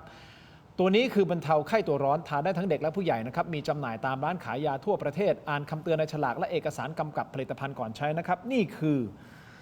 ยาน้ำแก้ร้อนในเขากุยจากอ้วยอันโอสถนะครับขอบคุณมากๆครับอ้วยอันโอสถที่อยู่เคียงข้างถกไม่เถียงนะครับขอบคุณมากๆนะครับจากอ้วยอันโอสถนะครับผมขออนุญาตมาที่ยาธาตุน้ำขาวนี่นะครับยาธาตุน้ำขาว49 บาทฝาสีฟ้าตราหารคู่นะครับมาตรฐานสากลครับหาซื้อง่ายตามร้านขายยาแผนปัจจุบันทั่วไปราคาเพียง49 บาทเข้าถึงง่ายจาก HK Pharmaceutical นะครับยาธาตุน้ำขาวนะครับคุณผู้ชมครับแก้ท้องอืดท้องเฟ้อรักษาลำไส้อักเสบฆ่าเชื้อโรคในลำไส้ด้วยนะครับนี่คือยาธาตุน้ำขาว49 บาทฝาสีฟ้ามาตรฐานสากลตราหารคู่ครับขอบคุณมากๆครับขอบคุณครับอาจารย์ครับขอบคุณมากครับต่อกันที่เติมความเข้มเต็มรสกาแฟด้วยกาแฟบัดดี้ดีนเอ็กซ์ตร้าเบลนด์นะครับกาแฟดำคั่วสุดเข้มสูตรเข้มข้นที่หอมอร่อยเข้มสะใจครับชงดำก็อร่อยเติมนมก็อร่อยลงตัวครับทดลองบัดดี้ดีนเอ็กซ์ตร้าเบลนด์หอมเข้มขมไม่เปรี้ยวนะครับในราคาคุ้มค่าเพียง129 บาทได้มากถึง165 กรัมนะครับสุดคุ้มขนาดนี้ลองได้แล้ววันนี้ที่ 7-Eleven ทั่วประเทศนะครับบัดดี้ดีนอร่อยเข้มไม่เปรี้ยวเต็มรสกาแฟนะครับขอบคุณมากๆครับบัดดี้ดีนครับขอบคุณมากๆครับมอบให้ท่านละ1 ซองนะครับจะได้ตื่นกันนะขอบคุณครับขอบคุณครับขอบคุณครับต่อกันที่ Star Air คุณผู้ชมครับเครื่องปรับอากาศคุณภาพของคนไทยที่ออกแบบมาเพื่อเข้าใจชีวิตจริงของทุกบ้านในเมืองร้อนแบบเราครับไม่ว่าคุณจะอยู่คอนโดบ้านเดี่ยวหรือพื้นที่เชิงพาณิชย์ครับ Star Air มีให้เลือกครบทุกแบบครับตอบโจทย์ทุกไลฟ์สไตล์ดีไซน์ทันสมัยเย็นเร็วครับเงียบด้วยครับ มั่นใจได้ทั้งความทนทานและความคุ้มค่าในระยะยาว แถมช่วยประหยัดพลังงาน และสำหรับใครที่กังวลเรื่องค่าไฟในช่วงหน้าร้อนนะครับไม่ต้องห่วงครับ Star Air มี Air Solar Hybrid ครับใช้พลังงานแสงอาทิตย์ประหยัดค่าไฟได้ถึง 60%คิดถึงแอร์ตัวใหม่ต้อง Star Air ครับสนใจติดต่อได้ที่ Line แอดนะครับ@แล้วก็ Star Air Air นี่มีตัว E เติมท้ายด้วยนะครับ Star Air หรือตัวแทนจำหน่ายทั่วประเทศครับสามารถหาตัวแทนจำหน่ายใกล้บ้านคุณได้ที่ www.starair.com นะครับขอบคุณมากๆนะครับ Star Air นะฮะของดีนะครับคุณผู้ชมครับผมขออนุญาตต่อนิดเดียวผมนี่คือบ็อกเซตถกไม่เถียงนะครับครบรอบ 5 ปีของถกไม่เถียงคุณผู้ชมครับมี Rare Item 3 รายการอยู่ในกล่องนี้นะครับคุณผู้ชมเป็นกล่องสวยงามตรงนี้นะฮะ Limited Edition จริงๆเลยนะครับนี่เสื้อตัวนี้ครับคุณผู้ชมนี่คือเสื้อถกไม่เถียงครับครบรอบ 5 ปีนะฮะอันนี้คือสไตล์เจอร์ซี่นะเจอร์ซี่บอลนะนี่ทำจากGrand Sport ร่วมทำกับเรานะครับขอบคุณมากๆเลยนะครับนี่คือราคาตามป้ายขายอยู่ตั้งอยู่ที่690 บาทนะฮะเสื้อตัวนี้นะนี่ใส่แล้วเย็นสบายแน่นอนบางเบานะครับนี่คือเขากำลังฮิตนะสไตล์นี้แบบเจอร์ซี่นะครับเป็นโลโก้ถกไม่เถียงด้านหน้าและด้านหลังแบบนี้ครบรอบ 5 ปีนะครับส่วนไอเทมที่ 2 ครับนี่ครับเป็นสติ๊กเกอร์ทินน้อย100 อาชีพนะแต่ในนี้มี10 อาชีพนะครับคุณผู้ชมเป็นสติ๊กเกอร์ที่หลายคนก็ถามเหมือนกันนะครับเอาไปติดตรงไหนดีครับ ติดเคสโทรศัพท์มือถือเขาบอกจะติดทำไมเคสโทรศัพท์มือถือบางคนบอกไปติดหน้าบ้าน เอาไว้กันสิ่งที่ไม่ดีเข้าบ้านหรือเปล่าไม่แน่ใจ ทินน้อย100 อาชีพนะครับและไอเทมสุดท้ายคุณผู้ชมครับนี่คือเคสยาดมนี่คือยาดมถกไม่เถียงนะครับดมแล้วเถียงต่อได้ครับคุณผู้ชมครับนี่ครบรอบ 5 ปีเป็นอย่างนี้เป็นเคสยางอย่างดีนะครับด้านในเราแถมให้ด้วยนะครับนี่ครับขอบคุณนะฮะอ้วยอันโอสถครับยาดมสมุนไพรตรามังกรทองอยู่ในนี้ครับแบบนี้แล้วก็เป็นเคสฝาปิดแบบนี้ถึงสวยงามครับเป็นเคสนี้ครับแล้วก็มีที่คล้องพวงกุญแจสามารถที่จะนี่แบบนี้ขอบคุณครับที่ตัดภาพมาอย่างนี้ขอบคุณครับถกไม่เถียง5 ปีครับทั้งหมดนี้นะครับราคา799 บาทนะครับ799 บาทนี้นะฮะหลังหักค่าใช้จ่ายนะครับรายได้ส่วนหนึ่งก็จะมอบให้มูลนิธิบ้านพระพรด้วยนะครับสแกน QR Code หน้าจอนะครับก็เป็นการพรีออเดอร์เข้ามานะครับขอบคุณมากๆครับ Limited Edition ครับขอบคุณมากๆครับคุณผู้ชมครับเอาละ4 องค์กรยื่น8 ข้อเสนอนะฮะให้ลดค่าการกลั่นวันนี้นะครับเครือข่ายภาคประชาชนนำโดยอาจารย์ปานเทพนะครับก็ไปที่กระทรวงพลังงานเลยคุณผู้ชมครับโดยมีคุณเอกนัทพร้อมพันธ์รัฐมนตรีว่าการกระทรวงพลังงานนะครับมารับหนังสือด้วยตนเองเลยนะครับทางเครือข่ายเสนอให้มีการปรับโครงสร้างราคาพลังงานที่เป็นธรรมหลังราคาน้ำมันสิงคโปร์ลดลงและมีการเรียกร้องให้ตัดค่าใช้จ่ายที่ไม่ได้เกิดขึ้นจริงนะฮะเพื่อป้องกันลาบลอยจากสถานการณ์และเรียกร้องให้เรียกคืนกำไรลาบลอยหรือ windfall profit จากโรงกลั่นน้ำมันนะฮะนี่คือสถานการณ์ล่าสุดซึ่งทางรัฐมนตรีท่านก็รับหนังสือไปแล้วก็บอกว่านะมีส่วนที่สามารถดำเนินการได้ท่านก็จะดำเนินการให้นะครับอย่างเร่งด่วนนะคุณผู้ชมครับแน่นอนฮะราคาน้ำมันตอนนี้ก็ดุเดือดเหลือเกินนะเสนงอาจารย์ปณิธานราคาน้ำมันดุเดือดนะครับแต่ว่าท่านรัฐมนตรีบอกว่าทุกข้อเสนอขอรับเอาไว้และมีหลายข้อที่สามารถทำได้ทันทีเช่นการส่งเสริมโซลาร์รูฟท็อปซึ่งเตรียมจะเสนอเข้าครม.เร็วๆนี้นะครับส่วนสถานะกองทุนน้ำมันวันนี้กลับสู่สภาวะที่ดีขึ้นนะฮะคือเงินไหลออกจากกองทุนน้ำมันเนี่ยวันหนึ่งประมาณ1,000 กว่า 2,000 ล้านบาทนะฮะเพื่อที่จะไปซับซิไดซ์ไปช่วยเรื่องของราคาน้ำมันนะครับตอนนี้กลับมาท่านบอกนะกลับมาแทบจะเป็น0ต่อวันแล้วนะฮะคุณผู้ชมครับตอนนี้เนื่องจากว่าเป็นหนี้อยู่ประมาณ 60,000 ล้านจากที่ผ่านมาตั้งแต่ที่เกิดปัญหาเรื่องของน้ำมันนะครับและท่านยืนยันไม่เห็นด้วยกับการให้องค์กรหรือว่ากองทุนพลังงานมีอำนาจมากเกินไปในการกำหนดราคาน้ำมันนะครับโดยเน้นย้ำความตั้งใจก็จะรื้อโครงสร้างพลังงานเพื่อลดการพึ่งพากลไกที่ทำให้ราคาน้ำมันหน้าปั๊มเนี่ยมันสูงเกินจริงและไม่ยอมให้นายทุนเข้ามาแทรกแซงหรือกำหนดราคาเป็นเรื่องดีเป็นเรื่องใหม่ในวงการพลังงานโดยรัฐมนตรีว่าการกระทรวงพลังงานไม่เคยพูดชัดขนาดนี้ก็หวังว่าคำพูดของท่านเนี่ยมันจะผูกมาท่านให้ทำในสิ่งที่เป็นจริงให้มากที่สุดแต่การเรียกกำไรลาบลอยจากโรงกลั่นอันนี้น่าจะยากสุดแล้วครับน่าจะยากสุดและอาจจะต้องใช้กฎหมายพิเศษ นะครับเพราะลงกลั่นก็พูดแล้วว่ามันผิดกติกาสากลมันผิดข้อตกลงระหว่างประเทศ แต่อันนี่มันเป็นยามหน้าสิวหน้าขวานนะครับกฎหมายปกติก็จะใช้ไม่ได้หลายอย่างต้องไปใช้กฎหมายความมั่นคง แล้วคุยกับลงกลั่นให้ดีๆว่าในส่วนที่ชดเชยได้ก็อาจจะชดเชยในอนาคต แต่ถ้าไม่ได้ก็ต้องเอากำไรมาช่วยประชาชน แต่ความชัดเจนตรงนี้อยู่ที่รัฐมนตรีไปให้นายกรัฐมนตรีให้สภาความมั่นคงลงมาคุยกับลงกลั่นเพราะว่ารอบที่ผ่านมาลงกลั่นเขาไม่เห็นด้วย แล้วก็ส่งสัญญาณแล้วว่าเขาจะไม่เดินตามข้อเสนอหลายอย่างนะครับอันนี้เป็นข้อเสนอที่ชัดที่สุดในวันนี้ จังหวะนี้เป็นจังหวะที่ดีให้เสนงในการในการออกมาเคลื่อนของรัฐมนตรี คือการที่จะไปแก้ไขเรื่องนี้รวมถึงมันไปพันถึง FT ของเรื่องไฟฟ้าด้วยเนี่ยมันเกิดจากไอ้ค่าพลังงานค่าน้ำมันนั่นแหละแล้วก็โครงสร้างด้วยแล้วรวมถึงเอทานอลอะไรต่างๆด้วยนะว่ามันมีการบิดเบี้ยวหลายๆอย่าง ถ้าทำให้ตรงไปตรงมาเนี่ยซะเดี๋ยวนี้เมื่อเกิดเหตุเนี่ยมันแก้ง่ายกับภาวะปกตินะครับแต่ผมยังเห็นว่าเรื่องนี้ไปมาเป็นเรื่องระยะยาวสุดท้ายฮอร์มูสมันเปิดก่อนมันจบแล้วนะครับดังนั้นสิ่งที่ผมเห็นว่าคุณจะทำระยะสั้นเนี่ยคือช่วยเหลือประชาชนเนี่ยให้เขาไม่รู้สึกว่าต้องซื้อข้าวของแพงหรือว่าตระหนกตกใจอะไรมากซึ่งไอ้ที่ข้อเสนอผมเนี่ยไม่มีใครเขาฟังก็คือการไปลดไอ้แวตของคุณเนี่ยจาก7เนี่ยเหลือสัก3 เดือนได้ไหมแล้วคุณเลื่อนไปที่คุณบอกจะทำให้ครึ่งพลัสเนี่ยคนละครึ่งพลัสเนี่ยเลื่อนไปปีหน้ามีใครก็ว่าหรอกนะครับแล้วก็เรื่องของภาษีสัมปทานมิตรหลายบาทนั่นน่ะคุณก็ลดมาเสียจากกี่บาทคุณก็ว่าไปแต่มันทำให้ประชาชนเนี่ยก็รู้ว่าช่วงละ3 เดือนเนี่ยถึงของจะขึ้นไปราคาน้ำมันจะขึ้นไปเนี่ยเขายังพอมีการชดเชยและพออยู่ได้ไม่งั้นมันจะต้องเนี่ยกว่าจะคุยจบเนี่ยมันจบแล้วแต่ช่วงนี้3 เดือนประกาศปั๊บ3 เดือนแล้วเลิกแล้วกลับไปภาวะปกติเดิมมันก็ไม่มีอะไรไงรัฐแค่สูญเสียรายได้ไปจำนวนหนึ่งคุณก็เลิกโครงการที่เป็นเรื่องก่อสร้างเรื่องต่างๆที่มันเลื่อนได้คุณเลื่อนไปก็แค่นั้นเองเพื่อที่จะมาพยุงให้ประชาชนอย่าง ใช่ให้เขาอยู่ได้ใช่แล้วเขาก็จะไม่เก็บเงินเพราะว่าไอ้ stagflation เนี่ยมันเกิดจากด้านอุปทานคือของแพงอ่ะแล้วอุปสงค์ไม่จ่ายไม่เกิดขึ้นดังนั้นต้องสร้างให้ประชาชนอยากจับจ่ายเพื่ออย่างในส่วนในเงินในหมุนไปยังพ่อค้าแม่ค้าเกิดการหมุนแล้วก็พอประคองกันไปได้ไม่งั้นคนจะกลัวเก็บเงินหมดอันนี้อันตรายมากแล้วเราเนี่ยเติบโตแค่ตอนนี้ไอ้แม่ก็ตัดเราเหลือแค่ 1.5 มั้งอันนี้หมายความว่าถ้าคุณพลาดเนี่ยมันลงไปเลยนะมันกลายเป็นติดลบว่าคุณจะกลายเป็นเศรษฐกิจถดถอยคุณแล้วกลับมายากมากอันตรายมากอาจารย์จะเสริมอะไรไหมฮะหรือว่าครับก็ตามนั้นนะครับแล้วก็เราก็คงดูว่ารัฐบาลจะตัดสินใจยังไงนะครับแล้วก็เรื่องนี้ไม่ใช่เฉพาะไทยหลายประเทศก็จะทำคล้ายๆกันแต่เขาเร็วกว่าเรานะครับเขาก็มีโอกาสรอดกว่าเราเพิ่งมีรัฐบาลเต็มตัวใช่ครับแต่ว่าในช่วงเปลี่ยนผ่านมันก็มีอำนาจหลายอย่างที่ทำได้แต่ก็ไม่ว่ากันวันที่10มั้งครับที่เข้ารับตำแหน่งนี้ก็ไม่กี่วันเองนะครับแต่หลังจากนี้แล้วต้องใส่เกียร์เดินหน้าไม่ใช้ระบบปกติ plus ต้องใช้ระบบพิเศษ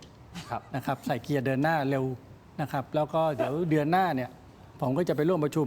เรื่องนี้ที่สิงคโปร์ในเวทีที่ใหญ่ที่สุดในเรื่องความมั่นคงเวทีแชงเกอร์ไดล็อก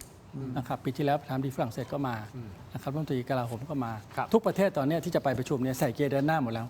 นะครับทั้งญี่ปุ่นทั้งอินโดนีเซียทั้งมาเลเซียทั้งสิงคโปร์เราก็ไปดูว่าเราจะตามเขาทันขนาดไหนถ้าตามทันตั้งแต่เดือนหน้านี่ถือเป็นเรื่องที่ดีก็ให้เวลารัฐบาลตั้งหลักสัก1 เดือนนะครับหมายความว่าจะนานไปเปล่าอาจารย์หมายความว่าเดินหน้าสุดซอยนะครับแต่ว่าไอ้เดินหน้า plus เนี่ยเขาเดินอยู่แล้วเขาทยอยอยู่แล้วอันนี้มัน plus หลาย plus แล้วนะครับแต่ว่าเดินหน้าไปแบบระบบใหม่เลยเนี่ยหลายประเทศเนี่ยเดี๋ยวเดินหน้าเขาจะมาบอกกันว่าเขาเดินยังไงเพราะไม่มีใครรอให้คุณทำเนี่ยลื่นไหลแบบนี้นะครับไม่มีใครรอให้อิหร่านได้ยืนระยะแบบนี้นะครับเพราะว่ามันจะไม่ทันได้ครับรอดูกันต่อไปครับคุณผู้ชมครับทั้งหมดนี้คือถกไม่เถียงขอบคุณทุกท่านสำหรับการติดตามนะครับคุณผู้ชมครับขอบคุณอาจารย์ปณิธานครับขอบคุณเสนงนะครับลาคุณผู้ชมไปก่อนนะครับสวัสดีครับ